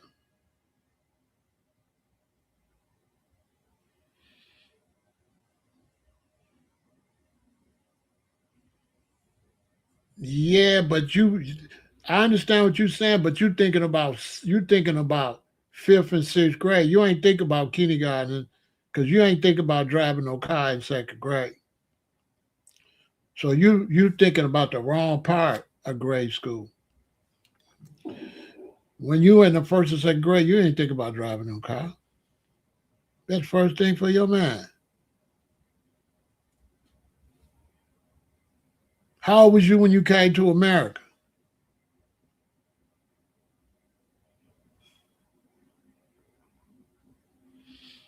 Yeah, I'm talking about when you little. When you little, yeah, ain't nothing better than that. Ain't nothing. You don't got nothing. Yeah, you can't ride a bike. You can't ride a bike at first. You got your little tricycle. It's popping. You're popping with the tricycle. The tricycle, the tricycle is exciting. You love that tricycle. Your imagination is crazy. You be having your little toys doing this. You know what I'm saying? You'll never do that when you get older. When you little and you have your little toys and you be pretending they talking to everybody, you be in the whole world. Bugs Bunny come on, Donald Duck, Daffy Duck. Man, I know I'm older than y'all. So Saturday cartoon day, boy, it ain't nothing better than that when you get grown. Boy, it ain't nothing better than 4, 5, 6, 7, 8 years old Saturday cartoon. Now that's life. It ain't nothing better than 12 years old, 13, Dracula. You be really, he gonna bite him. He gonna get him. You know what I'm saying? Creature features. Yeah, they ain't nothing better than that. When you watching vampire movies and stuff, Frankenstein and Wolfman, and you really be into it, boy. Yeah, you really, yeah, that's the best. You don't gotta do nothing. Mommy and daddy do everything. You got no responsibility. Then they start teaching you to make your own bed. You start getting a little, or you was 10. I'll say, see, you missed all that. See, you didn't have the American, you didn't have the American 3, 4, 5 up here. And you 10, yeah, you're gonna think about driving because you're gonna be 12, yeah. So it makes sense. But if you would have been born here,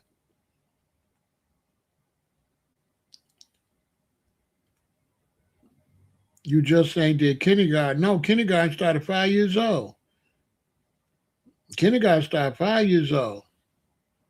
Kindergarten 5, first grade 6, second grade 7, third grade 8, fourth grade 9. So that's fifth grade, just about. That's fourth or fifth grade. Kindergarten 5 years old.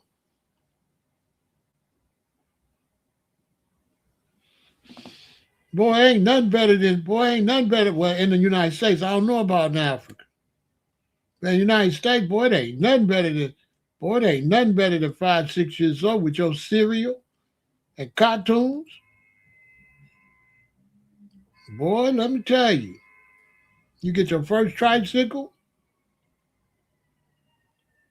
So you didn't have American Santa Claus. So I understand. That's why I had to ask you. Man, there's nothing better than that. Ain't nothing better than that. When you're a girl and your mommy gets you the little baby doll, the big wheel. Man, listen. And that big wheel could go in. That big wheel's better. Hey, Alexis, y'all had us beat because the big wheel was better than the tricycle. We had the tricycle. The tricycle will flip over you. The big wheel, see, I didn't get that. The big wheel was popping. The big the big wheel had the tricycle beat by a long shot because it's low with the big wheel, so you didn't have to worry about it falling over. And was wide. See, the tricycle you could fall. The big wheel is wide. The wheels on the back like that. That's on my cousin them. That's my cousin them group. I was too old for the big wheel. Yeah, I was too old for the big wheel.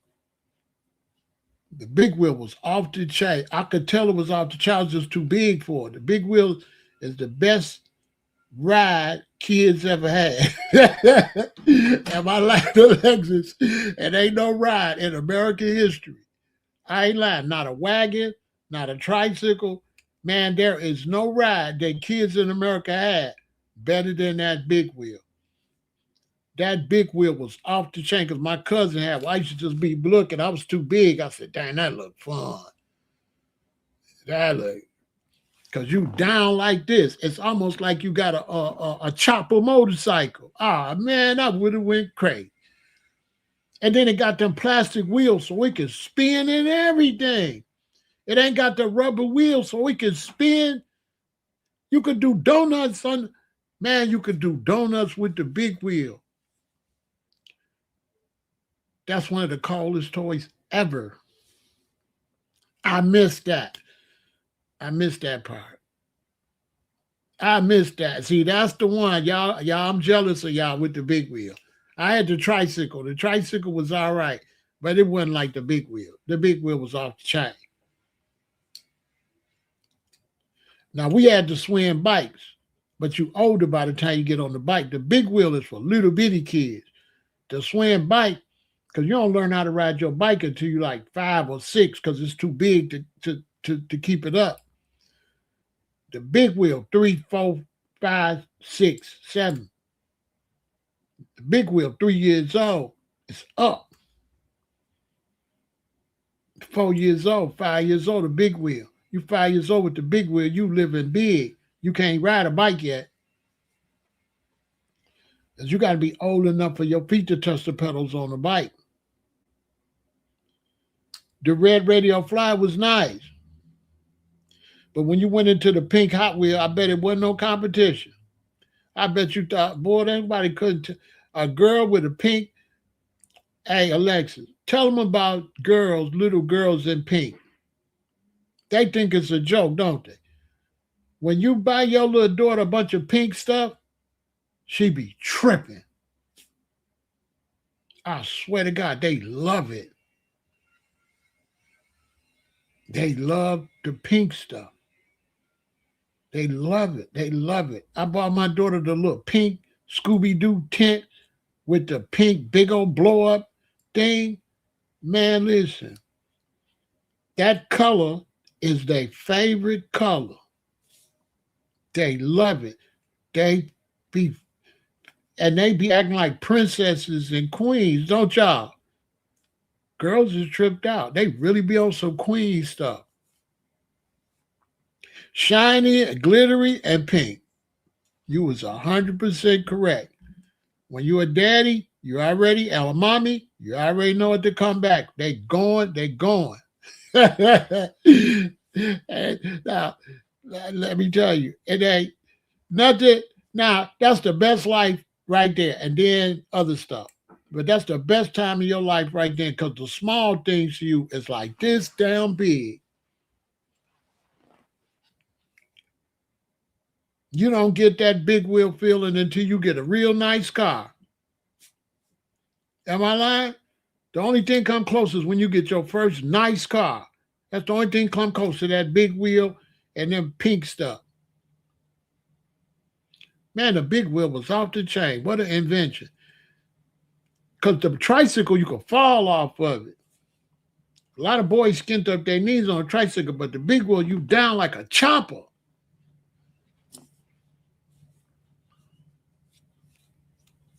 Then y'all had the Barbies and stuff. You know, I used to go steal my sister's can and have G.I. Joe beat him up. You know? I remember, boy, when my mama got my sister an easy bake oven and she could cook for me. Boy, we was playing mommy and daddy. Boy, she was the mommy, I was the daddy. Boy, she was making them cookies and stuff. Boy, I sat there patiently waiting for the easy bake oven. It didn't taste good, but kids don't care. Kids crazy.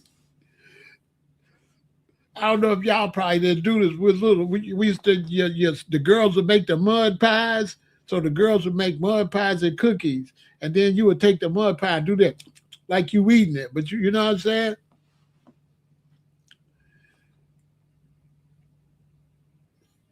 Come on, man. Wasn't nothing better than that. Captain May I, hide and go seek it. Then the girls out there jumping that double dutch and hopscotch. The boys can't do it. We got two left feet. The girls be way ahead than us. It's beautiful. You young, you 6 and 7, when the girls can beat your ass. Cause you can't, cause a 5, 6, 7 year old boy cannot beat a girl. What's up with y'all? Why y'all be so strong compared to us like that? You cannot beat a girl. A boy 5, 6, and 7 and 8 cannot beat a girl 5, 6, 7, 8, and 9. I'm telling you. I don't know. What's that all about, Alexis? Why y'all fight so good that early? We cannot fight as good as girls when we little like that. Them girls will beat you up. You ain't been outside if you ain't, if the girls, back in them days, the girls run everything, don't they, Alexis? The girls run everything.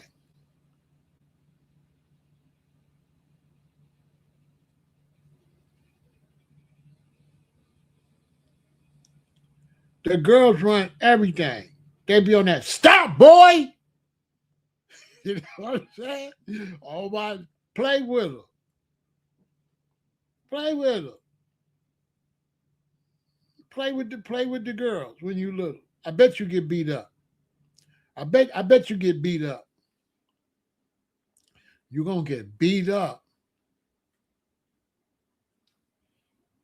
The roughest. We don't get rough till later.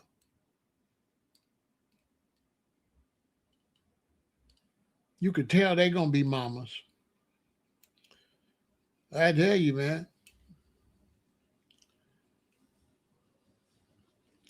We don't be one to fight no girls, boy, in the fifth, in the kindergarten, first grade, second grade, third grade. You know what I'm saying?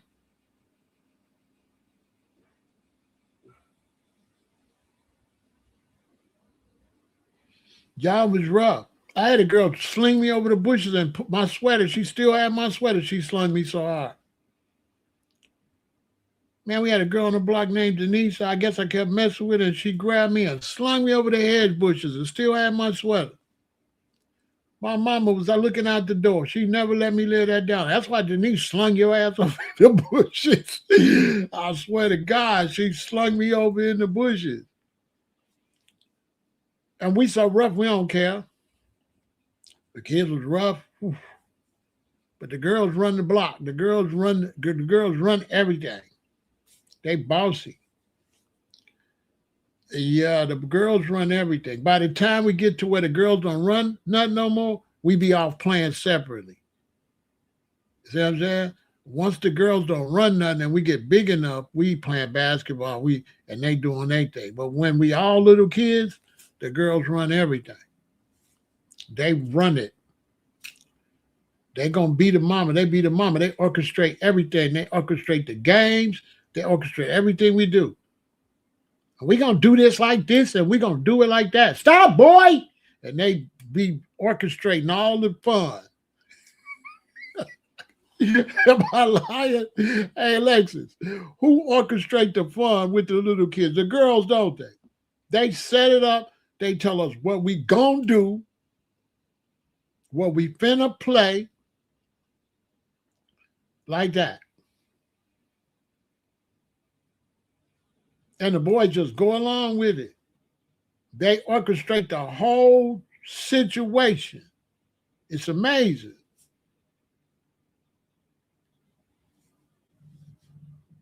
And they will beat you up when you're a little boy. They will beat you up. They so rough. And they very nice and they very mean. Little girls get mean. Because I grew up with a sister a year younger than me. Woo wee. Leave her alone. We had 2 transistors radio, and I was messing with my sister's transistor radio and dropped it and it broke by accident. She ran in my room and got mad and threw it down 2 flights of stairs. Bust. It was an accident. I dropped it hers by accident. She went got mad and threw it down the stairs into 100 pieces. Bow. Yeah, my sister beat me up a lot of times when we was real little. Because she going to hit you with stuff you would never hit her with.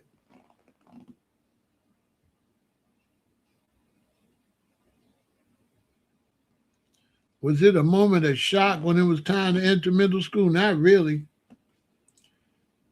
After going to kindergarten, first grade, second grade, because when I grew up, when you get out of 6th grade, do you go to middle school? Not really. It was just like, I wasn't tripping over middle school or high school.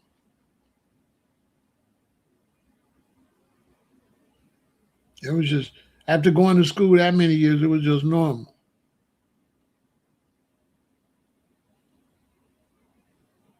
It was just normal. It was like, when you've been going to school since kindergarten, it's just another day of school.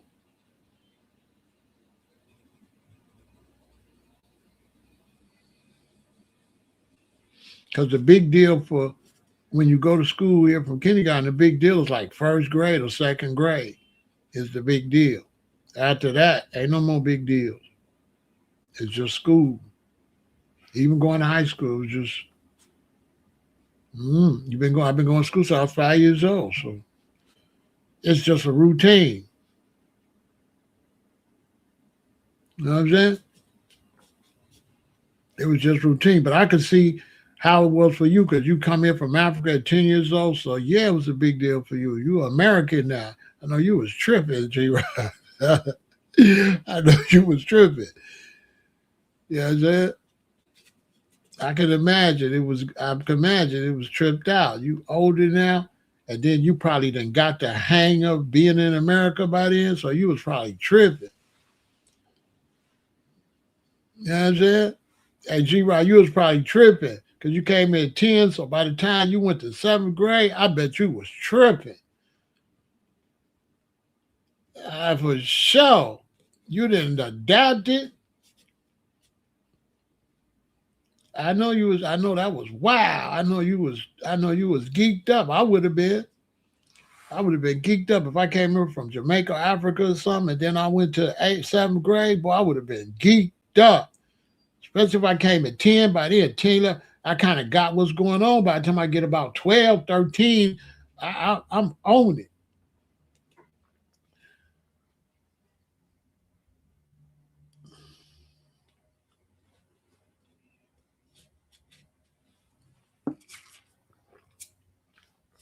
So I know you was geeked up.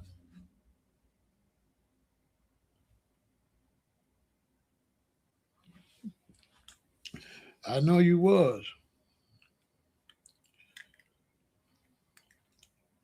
I didn't really trip out after that. I didn't really it was just another school. It was just,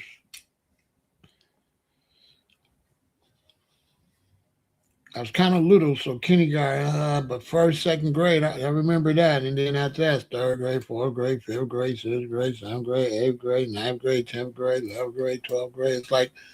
It was like just regular.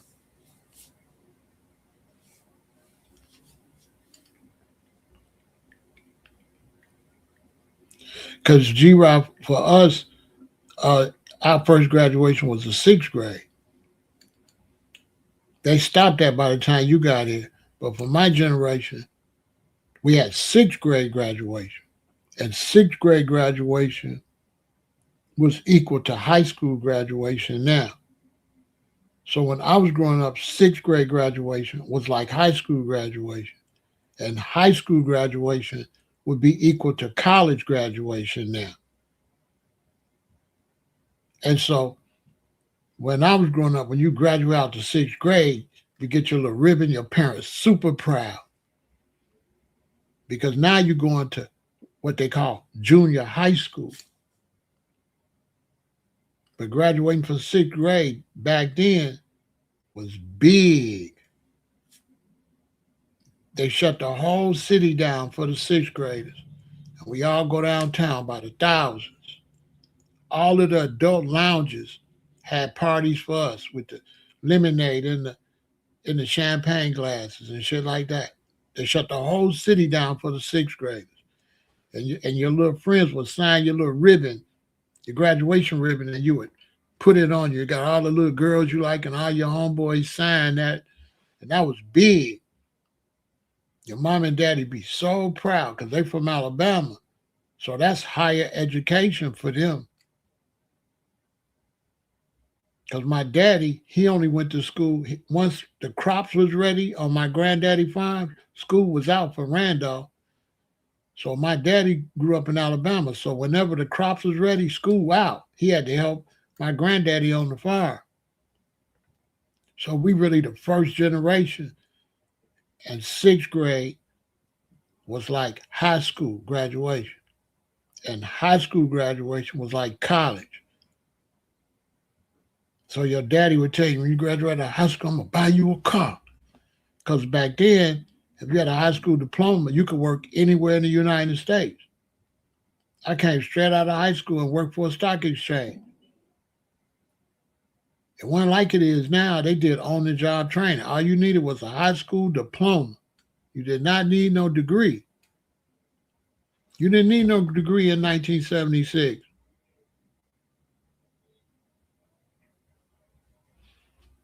You didn't need no degree. Imagine that.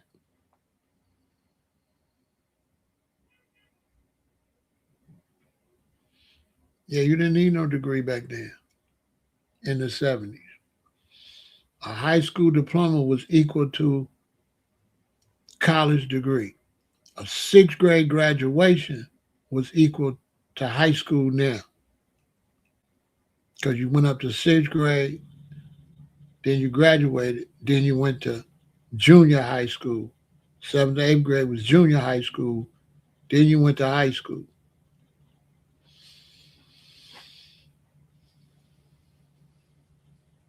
So when we graduated out of sixth grade, they shut the whole city of Chicago down for sixth grade graduation.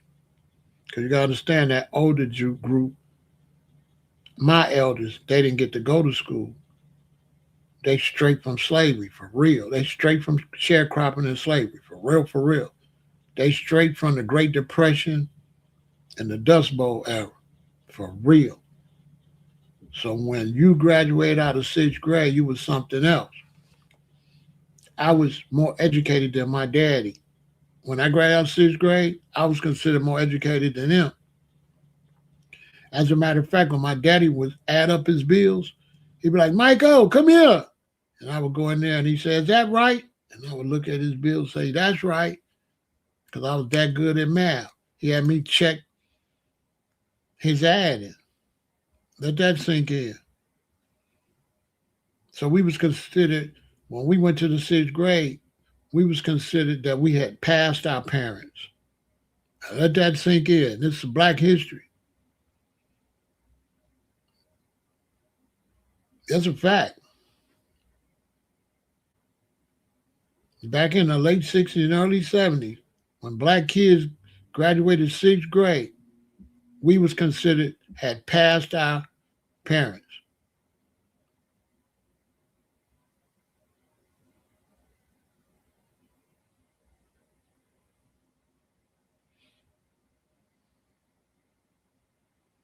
Seriously. Let that sink in. Because my daddy, they had reading, writing, and arithmetic. That what they used to say. Go to school and learn reading, writing, and arithmetic. I had math. My generation represent the first group that had math. We didn't have arithmetic. We had math. They called it new math. Does that sound crazy? In the 60s, they called it new math.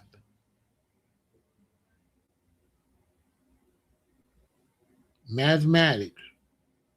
Ain't that crazy? My parents, it was called arithmetic. It wasn't called math.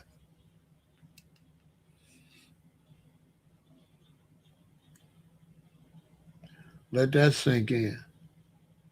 So when we graduated out of sixth grade, the whole downtown, the Staple Singles had that club.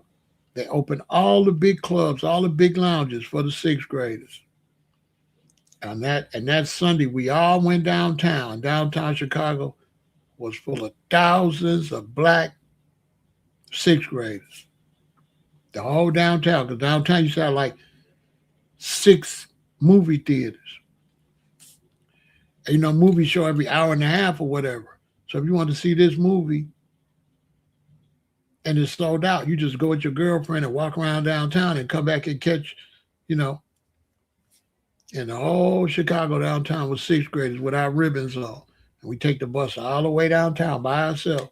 That's the first time you go somewhere by yourself, sixth grade. I took a little girl, lived a couple of blocks over. It was 3 of my friends with 3 girls we took, sixth grade. I had my tailor-made suit, custom made, my ribbon on. You couldn't tell me nothing. Sixth grade graduation was big. Sixth grade graduation was huge. And then high school. When you graduated high school, it was like you graduated from college. I graduated in 1976, and to my parents, that was like graduating college. There wasn't a requirement for you to go to college back then. If you had your diploma, you could get any job. Any job.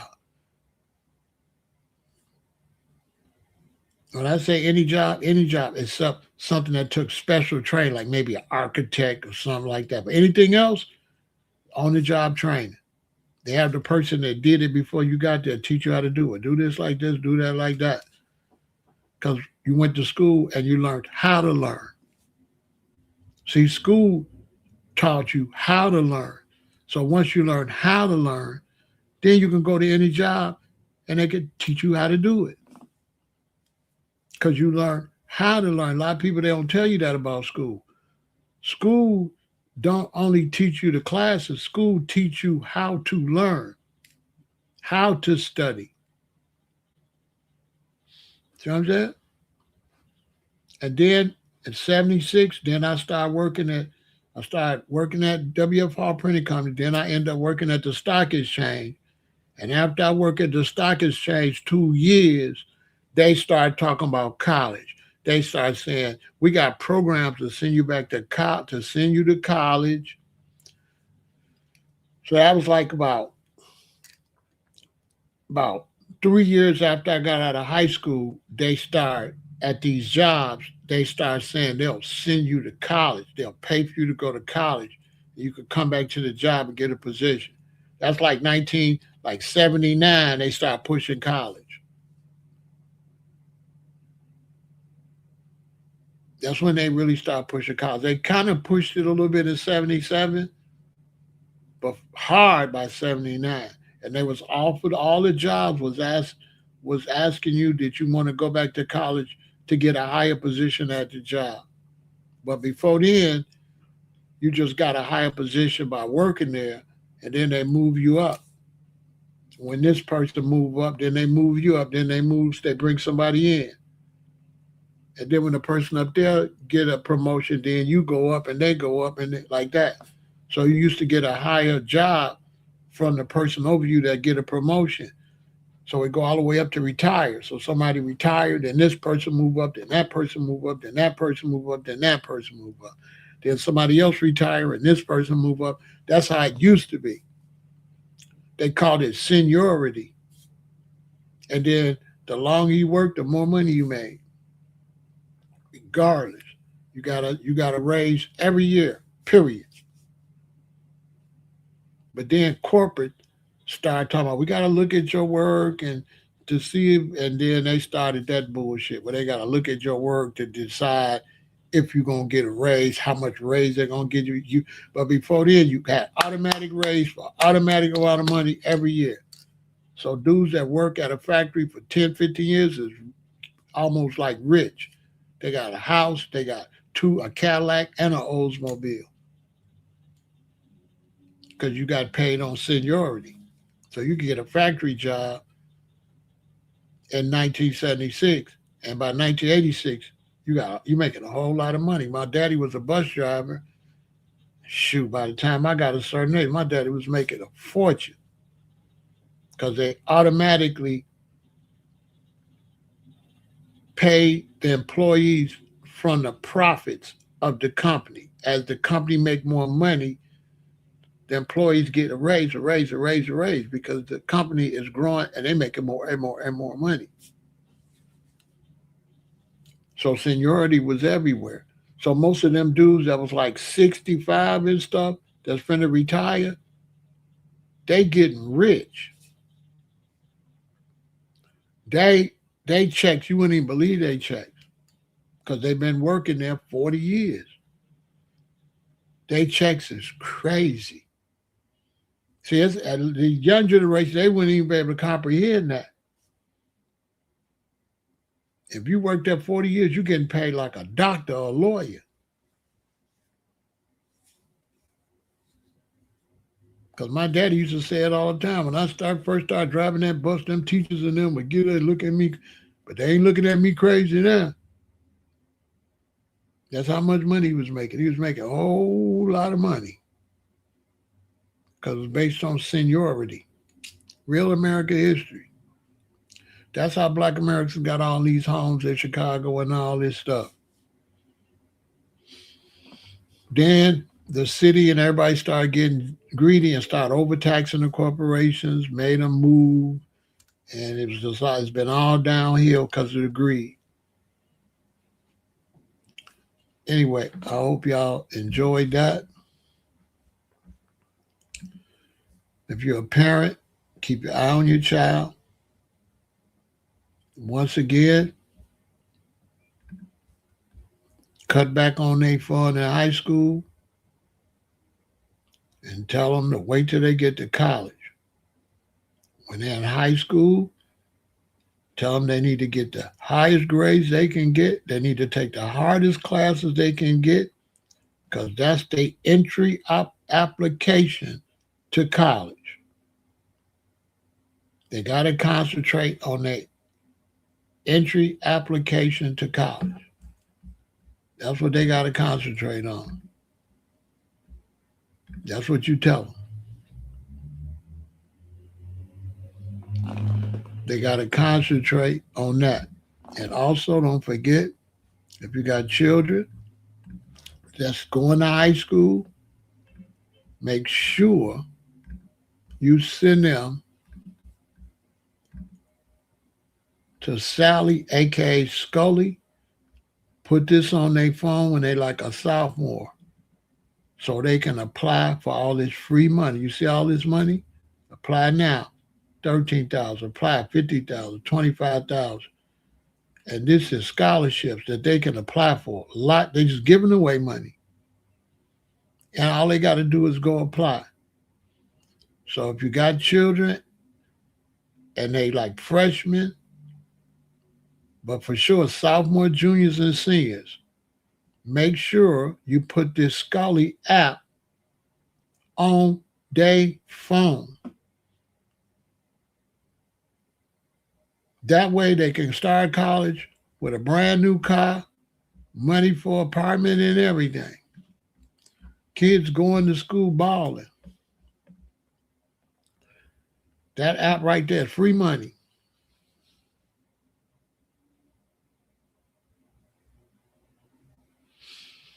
Yeah, if you was a military vet and all that, yeah, you was too. You 100% correct, Leonard.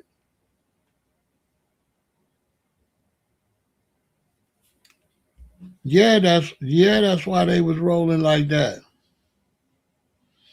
Yeah, that's why they was rolling like that. They was getting paid real good, King Timmy. They was man, they had it way better than we got it now. That's the steel mills rolling and all the big jobs rolling. Auto industry, all that money. America was rolling in the money. That's when we had a middle class. Middle class was like baby rich. I don't got no middle class no more. Middle class was like baby rich. I kid you not.